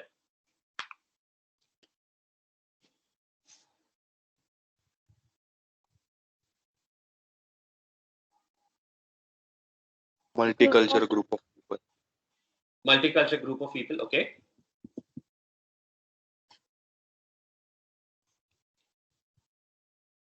Come on, guys, describe quick. It's like the coffee brought them together. Coffee brought them together, okay. People spending quality time. People spending quality time. Multicultural group of people spending quality time. Coffee brought them together. Okay, interesting. So I think there's a significant resemblance of people like belonging from different regions, like black and white disparity is no more. Okay, black and white disparity is no more. So multicultural group of people. Yes. That is what he's talking about. Yes. Okay. Someone else was also saying. Everyone. For if taken my Sorry, go ahead. taken my opinion, then the red t-shirt guy has cracked the joke for which they are laughing. No, I'm unable to hear you. Can you be closer to the mic? Sir, for taking my views on the point, the red t-shirt guy has spoke some jokes for which the other person are laughing on the same. Okay, so you are interpreting the conversation which are happening on the table. Interesting. Yes, sir. All right. Now, what do you see over here?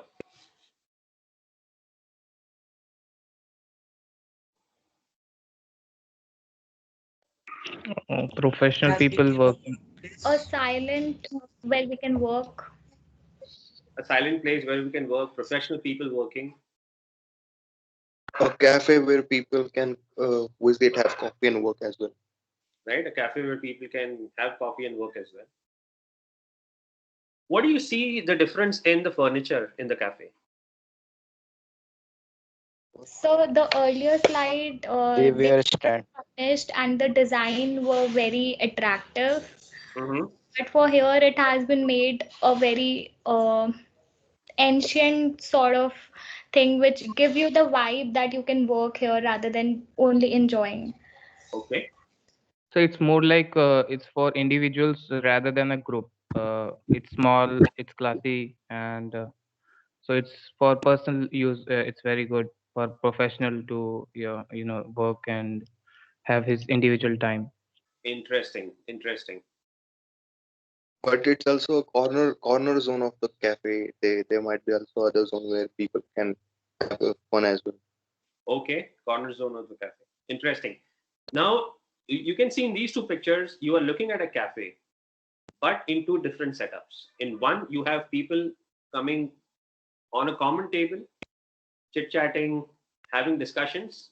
And the other end, you have people working individually. The tables are separate tables, individual tables. Not more than two people can sit on this table. They are closer to the wall because there are charging points which are available so people can plug in their laptop. The observation around, it's exposed bricks which are there. It gives more of an ancient feeling, which makes it more serious place to work. Okay, that's a good interpretation, interesting interpretation. So what we are seeing over here, the commonplace cafe shop has undergone a transformation. And a lot of you as youngsters have spent time at a lot of coffee shops. Be it Cafe Coffee Day, be it Starbucks, or be it Cafe Mocha. If you see all these three places, you will find a mix of people coming in. If you talk about Starbucks, you will find a lot of professionals spending time conducting meetings over there. Can you, imagine meetings happening in a cafe? Can you imagine that? A business meeting happening in a cafe. Can you think about it? But it's happening. Why is it so? Because a business is designed for these type of people, because to give them the type of the quality they want, the type of cafe they like to So go. what are the kind of people are you talking about who visit cafes? So if if there is a business meeting taking place in a cafe, mostly it can be due to uh, if suppose there are a table of only two people, so if there is something confidential that all the people working in a company does not need to know, so we cannot discuss that in the company or at a workplace. So that's why people choose a place where they can discuss. Okay, so I think, but office is a safe place wherein you can discuss a lot of confidential things. A cafe is not really a confidential place, so to say. Cafe is a very Sorry if calming place to be. So I think Cafe is it's a very also. sorry if I have a okay. So what I So would I think the yeah, go ahead, go ahead. so I think the ever-changing business environment has become more and more dynamic, because of which such places to conduct meeting or something like that have changed. So it's because of the drift that the business environment over years have seen. Correct. So Like you it is more dynamic as compared to like almost a decade or 2 decades earlier. correct. So you're seeing a lot of you know younger people entering the workforce. A lot of those people are freelancers or working on their own who have got exposed to a certain kind of lifestyle, and these are the patrons of these cafe shops. And that is where the entire change which is happening. Coffee shops also have to adapt to these changes which are happening. Earlier, coffee place was more about meeting people, having a leisure time. Now it's more about getting work done, conducting meetings, and that's what gets reflected into different kinds of coffee shops. So this is moving beyond. You have individual coffee shops or individual smaller restaurants which cater to a particular kind of a cuisine. This is another take more from a customer need standpoint. So you're seeing the difference. It's still a coffee shop. It is supposed to serve you coffee, but at many places the business model is about we will charge you for the Wi-Fi and coffee is free for you. So business models are also undergoing shifts over here. So the reason why I'm showing you this and the water bottle thing, you are looking at, if you look at a product or a service or a context with just one dimension, you will not be able to think beyond a certain point. You have to go beyond the linear way of thinking. And that's where, when you look at multiple variables which impact your product, your service, your idea, it will give you a much broader perspective to make a real impact. And your chances of making success, go up exponentially. So what we are witnessing right now is we are in a VUCA world. Anyone is aware of VUCA? I'm sure you are aware. If you can describe what is VUCA.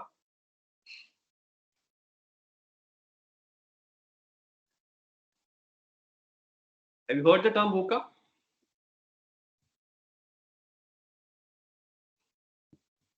No, sir. Yes, sir. Yeah, go ahead. No, sir. No, sir. All right. So who said yes? Can you just describe what is So, VUCA? sir, it means volatility, uncertainty, and I forgot about CNA. No problem. So So complexity and ambiguity. that's right. So you are entering a world which is volatile, uncertain, complex, and ambiguous. That's the kind of world what we are in. You're seeing changes which takes years or decades to happen, and you are seeing this in a couple of years time. Like if you look at back in time in 2008, how many of the social media platforms which you use today even existed? And the power they have right now, did anyone think 10 years back that this is what will be the mainstay and they will command immense power? If you look at Donald Trump as an example, it is the government or the US justice system is supposed to put a check on Donald Trump, but it is only when the social media platforms blacklisted him from the platform, that's where you saw the real impact happening. So you are seeing also the power shifting from the supposedly people who are supposed to put law and order in place. It is moving away from them to the technology company. So that's the kind of world what we are living in. And now sitting today, you guys are finished your graduation, you're pursuing a post graduation. Some of you have selected entrepreneurship as your specialization. But can you say what will happen 3 years down the line? Or we look at this scenario. Did sitting in the month of Jan 2020, did anyone even imagine that within 3 months, our world is going to turn upside down? Did you guys think about it? No, sir. No. No, sir. No. Right? In December 2019, we were with one of the largest conglomerate from an Indian context. We were spending time with the leadership team, and we were doing an exercise of what things are there in the year 2030. We were doing that planning exercise. What can happen? None of them in that discussion spoke about pandemic as a potential disruptor. People spoke about climate change, people spoke about war, people spoke about terrorist attack. Did any of these things have an impact? But the pandemic put the entire world under lockdown. It entirely flipped the way things used to happen. So this is a great example of a VUCA scenario. A pandemic which is essentially a health hazard which has come into play. But what is the remedy which government and everyone put in place? We are so advanced in our technology, right? We have self-driving cars, we have nanotechnology coming into play, we have video conferencing solutions, we have flying cars which are being created right now, we have drones doing majority of the things in remote areas. But when it came to pandemic, what was the response? That everyone go under lockdown, don't step out of your homes. The response was, which has been happening, which happened in 1918 with the Spanish flu 100 years back. We responded in a similar fashion. Did we do anything different in 100 years? Yes, no. No, sir. Right? So then where is the disconnect happening? When you can not think about that this is something like this can happen, and at this scale, there were a lot of indications available, but we never really paid that much of attention. And what is our life right now? Sanitization, protection, and social distancing. Right? Have you guys started going to college or not yet? Not yet, sir. Not Yes, yet. sir. Not yet. So we have started going to office. We go twice in a week. It's been 3 months now. Initial days were scary. We started in November, just around Diwali time. We were limited number of people in office, but everyone had mask. You were sanitizing yourself, washing hands, and maintaining distance. Now, over a period of 3-4 months, when we are seeing pandemic, gradually easing out, we have lot many people coming into the office, but the fear is real. The fear is real. But you are getting into kind of a comfort zone, but you are aware that as soon as you step out, you have your mask on, because you do not know what is going to happen, where is it going to strike you. So when we talk about design thinking is about sensing the changed meaning. It is about what is the sense of time. Have you heard the term zeitgeist? Zeitgeist is a German word. It talks about, it's the sense of time. So design thinking is about sensing the changed meaning. So unless you do not understand what is going on, you will not be able to go beyond it. Have you seen this model of design thinking? People who are aware of design thinking, have you seen this model? If you do a quick Google search right now, this is the model which will feature. Yes, sir. Right? So it's a simple model which has been kind of standardized by Stanford, D School, Stanford Design School, which has provided 5 steps. Simple. But in the real world, these 5 steps are more complicated than they look on paper. But this is good to, immerse people into that. You empathize, then you define, then you ideate, then you prototype, then you test. Right? So we are talking about from empathy to ideate in today's session.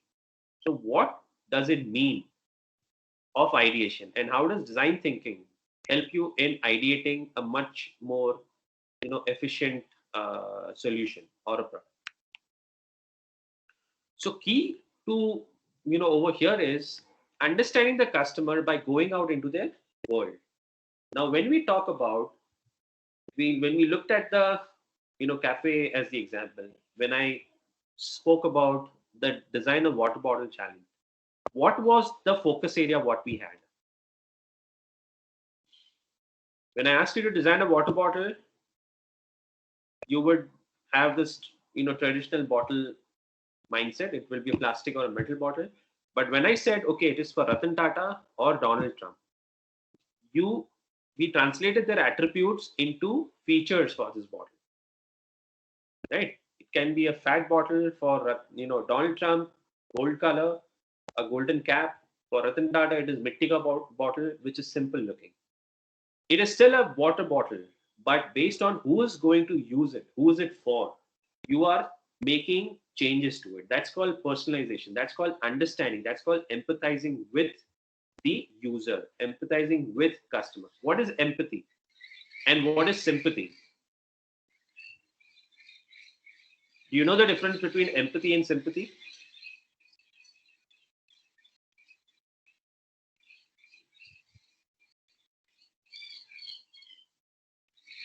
Yeah. Yes. Can you talk about it?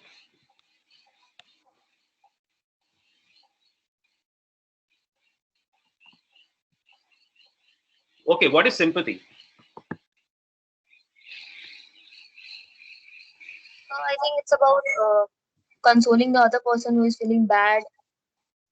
Maybe. Correct, correct. So sympathy is about consoling the other person. You are still away from that person. You are not with the person, right? Whereas empathy is you are stepping into the person's shoes and experiencing what they are undergoing. That's the major difference. Sympathy is an outside view. Empathy is an inside view. That I feel your pain. Sympathy is I understand your pain. That is the difference. I feel your pain versus I understand your pain. This is the primary difference between empathy and sympathy. And that's where empathy is much more powerful in all aspects what you do. So empathy can be practiced in your day-to-day life as well. So a simple example of empathy is when I was asked to do this session, I have done all the sessions so far with Symbiosis in person. And design thinking or anything to do with design thinking, it's a highly interactive session. Now, how do I get that feel of interactivity when I'm doing a virtual session?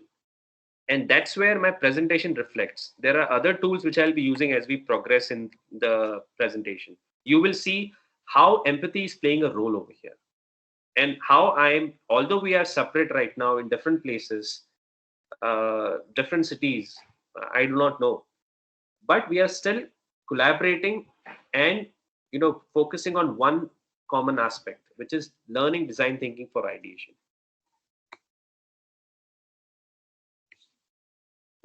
Design thinking versus business thinking. What is the key difference? The key difference is traditional business thinking keeps the user or keeps the solution end user at the end of the cycle, or he is not the central piece. There is a marketing function, there is a sales function, there is a research, there is manufacturing, there is supply chain, and there is a customer or a user. There is no importance or added importance given to added importance is given to the customer, but things are not looking at it from their perspective. Whereas design thinking is talking about understanding the problem.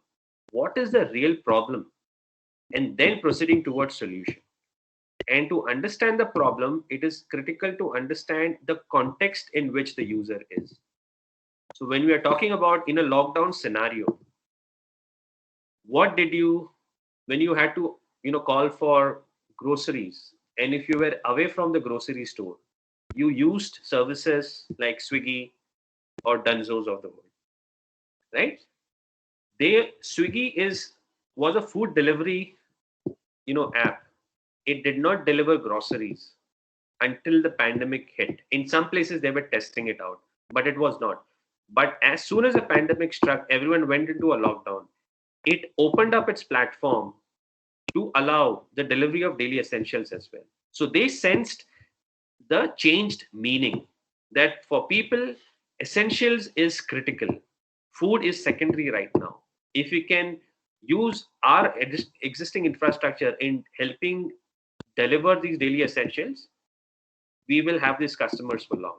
So it is about sensing the changed meaning by thinking from the customer's point of view. What are their needs? What are their pain areas? And then redoing your solution. This is what we talk about, redesigning the product or service by keeping the needs of the user, the pains of the user, the aspirations of the user at the center.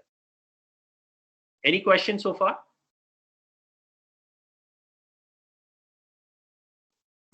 Yes, sir. Go ahead. Hello. Yes, as you told that Swiggy started their grocery business in the lockdown. But sir, as we can see, there was already Big Basket and Grofers are going on, and in lockdown period, Big Basket growth was huge.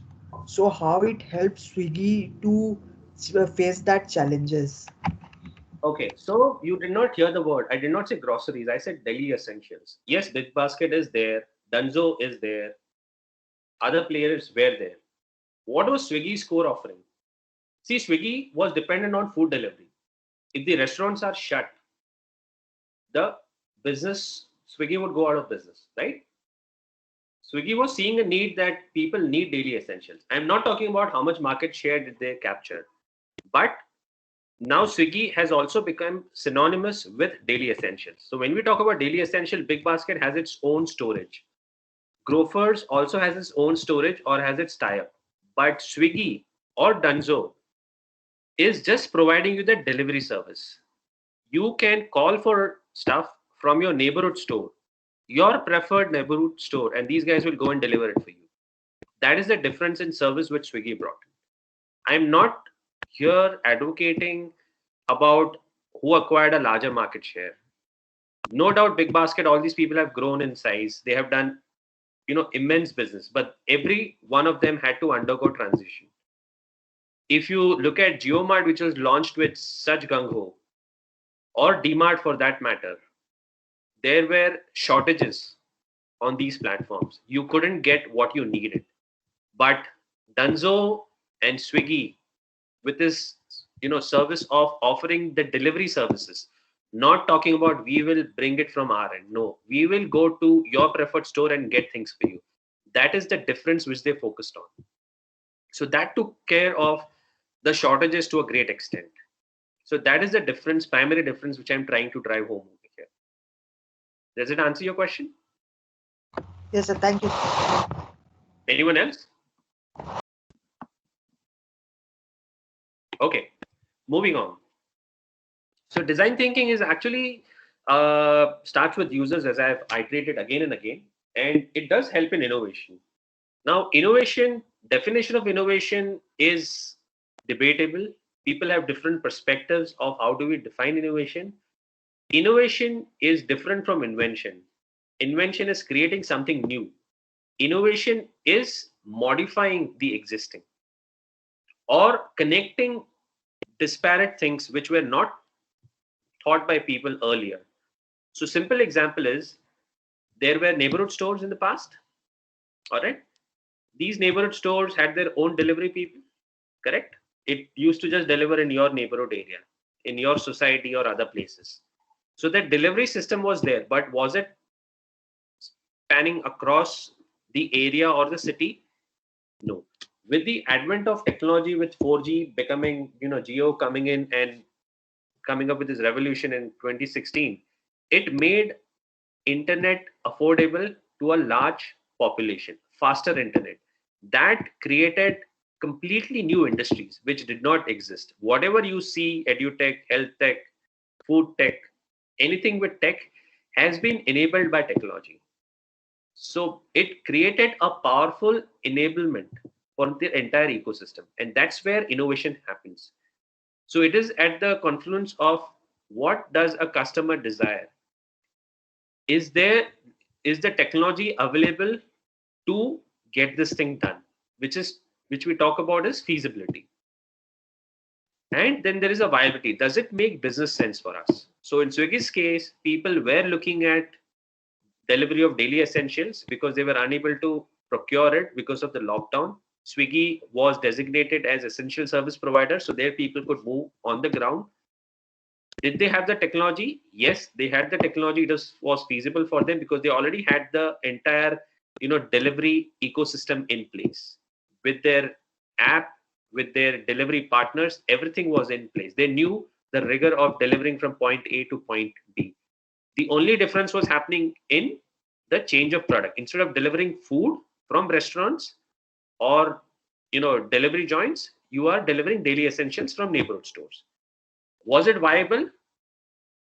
It is a question of survival versus making profits. So at that time, it was more about surviving rather than making money, because you are also assisting as a human. You are doing also a service to the humanity. So that's where innovation happened at the center of it. So using Swiggy as an example, which I'm doing now, moving on. Journey of a bank account. How have we moved? We have moved from hard cash to a check, right? You have seen checks, right? Yes. Yes, sir. Yes, sir. Yes, sir. Yes. Yes, sir. Then we had ATMs of the world, right? Wallet companies, wherein your mobile number became your account number, correct? So without having a bank account, you could transfer money from your wallet to someone else's wallet. So Paytms of the world enabled this. So your mobile number became your bank account. Wherein when you talk about a traditional bank, you have to open an account with the bank and they give you the necessary credentials for it. But people who were not a part of the banking ecosystem, for them wallets came as a boon, because your mobile number, everyone had a mobile number, so it was all about connecting your mobile number to your wallet, and that's about it. Next we have is biometric, right? Some of the apps, at least on the iOS ecosystem, uses your fingerprint as an authentication, right? With eKYC and all these things coming into play. So what can you think, what can happen from a banking perspective in the future? Where do you see this heading? We moved from cash to check to your mobile number and now biometric. What is next in store?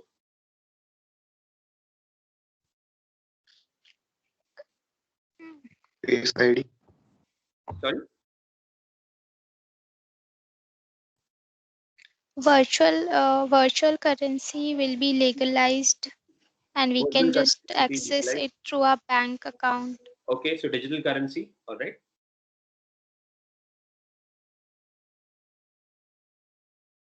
And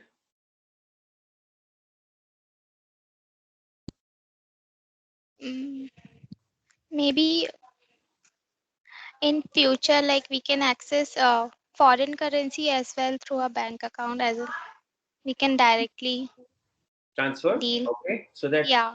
so that convertibility of your currency, your home currency Yes. into Yes. the currency of what you want to transfer, that will become easier. Okay. Yeah. What else? Maybe in like we don't have to use the cards. Maybe we'll get a chip or a um, virtual card, like a small card, like Okay. a same structure, so we can just uh, it easy to carry, and maybe that can be done in future. Okay. So now if I ask you to look beyond, how can banking evolve and work together with the healthcare or the health and wellness sector? What can you think about?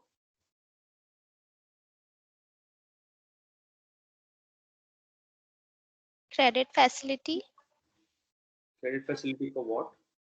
as in if there's an emergency and you don't have a balance in your account, but your credibility is good, so on that spot, Okay. uh, through that card you can make the payment, and later you can just complete the payment. Interesting. Okay.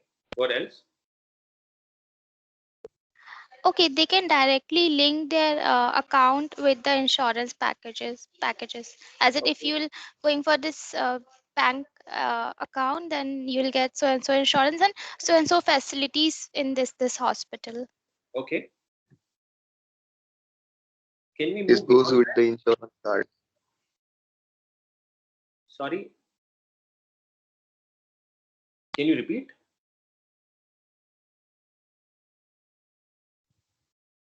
On Can, on can you please Sorry. repeat what you were saying? Already insurance policies are cashless right now. So That is already in there. any yeah, it's already there. So I think everything related to the wellness will only be uh, will only account to or accumulate to the policy number what you have right now uh, in the finance. I mean, if we Okay. relate both these types together, Okay. if we accumulate them, All right. that's the minimalistic right now with the policies and insurance policies and wellness sector right now. Okay. What else?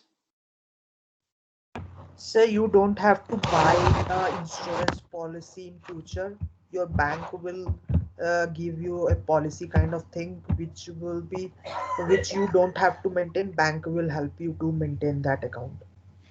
All right. Now, can someone move beyond insurance? Someone started with insurance. Now, all of you are, tying your answers to insurance. Can you move beyond insurance now and talk about something else? Is fac- health fac- only related to fac- insurance? facilities for rural people, as in most of the rural people and backward class people are aware about the cards, bank card, due to the various schemes provided by the government, but they are not yet into the saving schemes and other ways of investment what they can follow. Health. Health. Yeah. I'm not So missing the health. no, actually, so they can like they, if they are suffering from anything, they just directly prefer giving cash to the hospital, or maybe they can Okay. Okay. just Okay. Let get me let me in. just let me just make it simple. Banking and fitness. Can you combine the two? What do you define fitness? How do you define fitness?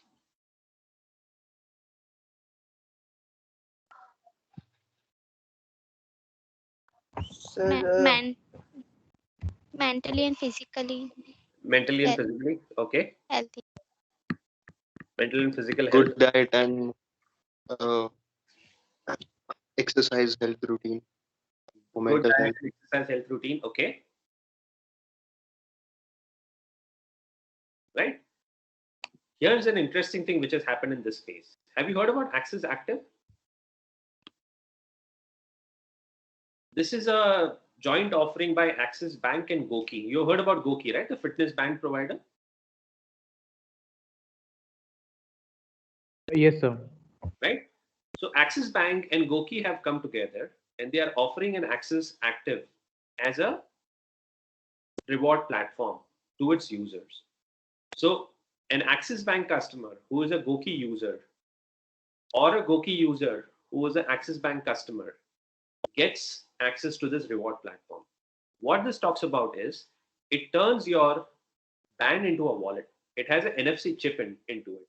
So you being an Axis Bank customer, you want to make any payments, your fitness band acts as a wallet. Okay, so your band is no longer just a band to track your fitness, but it is also converting into a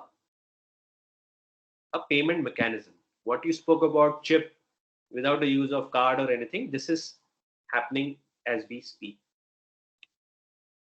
Turning your calories into currency. Okay, while walking, achieving your targets of say 5,000 steps, 8,000 steps every day, it translates into something called as karma points. Now these karma points also translate into currency, which can be redeemed on the platform. And last but not the least, it turns your procrastination into motivation, right? The usual thing of getting up in the morning, exercising, going for a walk, it is You need a lot of motivation for that. Now, when you combine both these aspects, that the more you walk, the more calories you burn, it translates into more points for you. Those points translate into currency which can be redeemed on the platform. So you are combining over here completely two disconnected industries, which you couldn't think. The only thing which comes to your mind is insurance, cashless, all these things. But if you look beyond that realm and you look at fitness as a domain, now you're completely seeing a different perspective. So the point which I'm trying to prove over here is that when you look at in the future, you have to keep your eyes and ears open to not just in your industry and your domain, but to what is happening in other domains as well. So when we talk about, say, a company like MasterCard, right? For them, who is the competitor?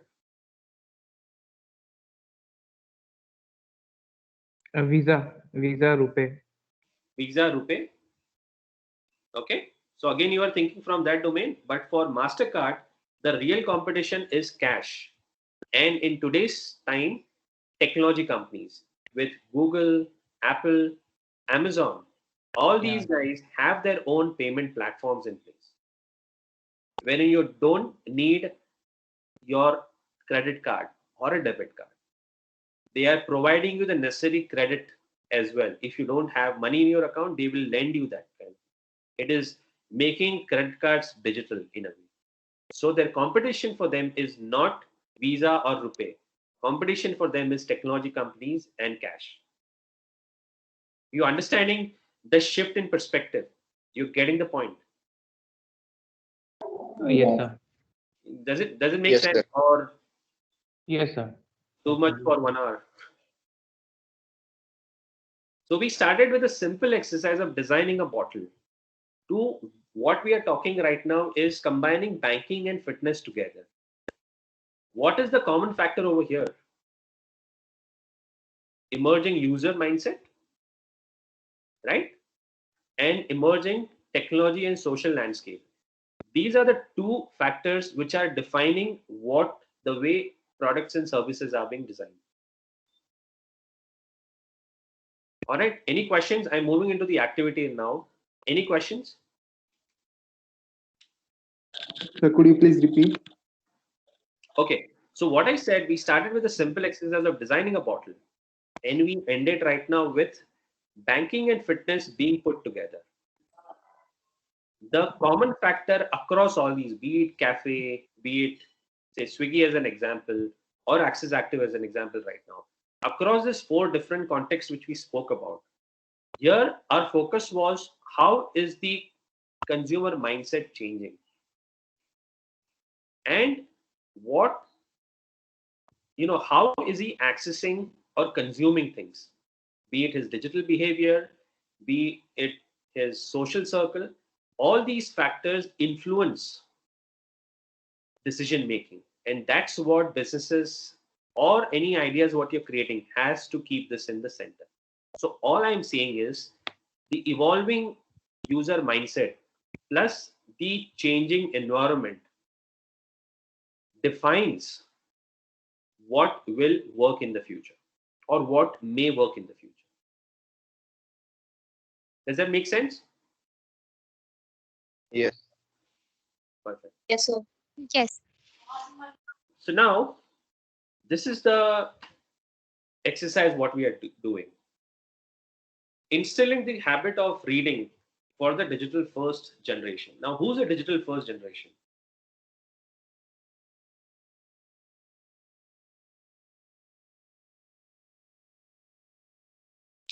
Yeah. You are digital, Youngsters. right? How often do you read apart from your college?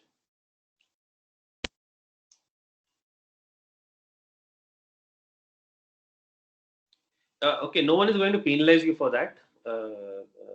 Nilesh sir and Sharai ma'am are not going to penalize you for that.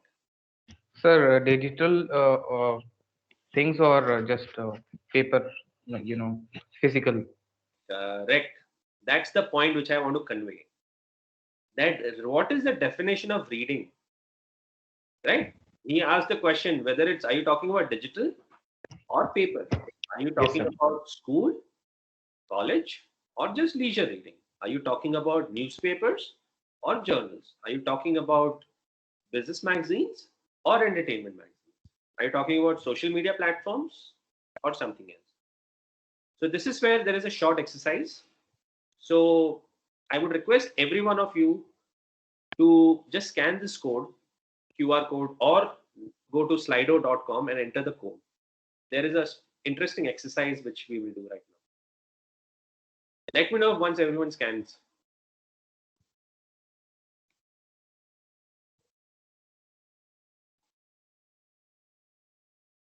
You're done?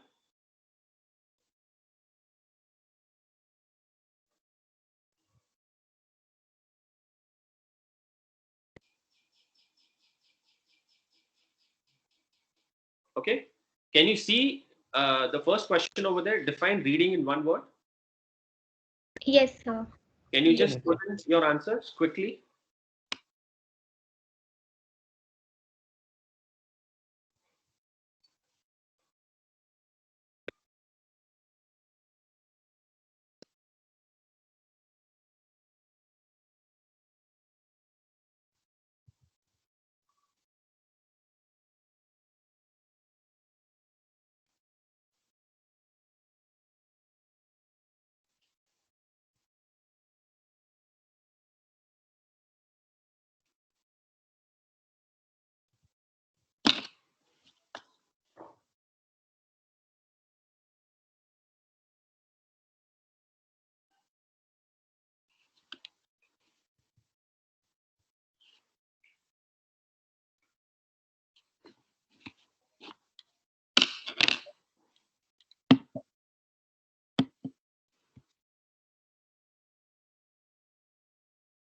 Let me know once everyone is done. I can see 9 responses so far. Now 12.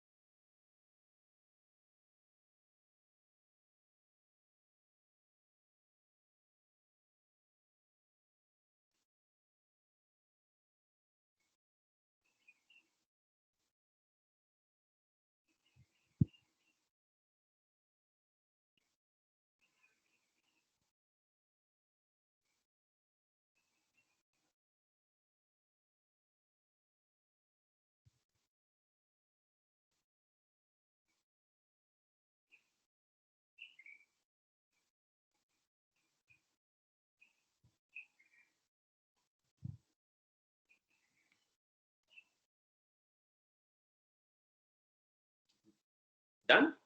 I see 22 responses so far. Any more?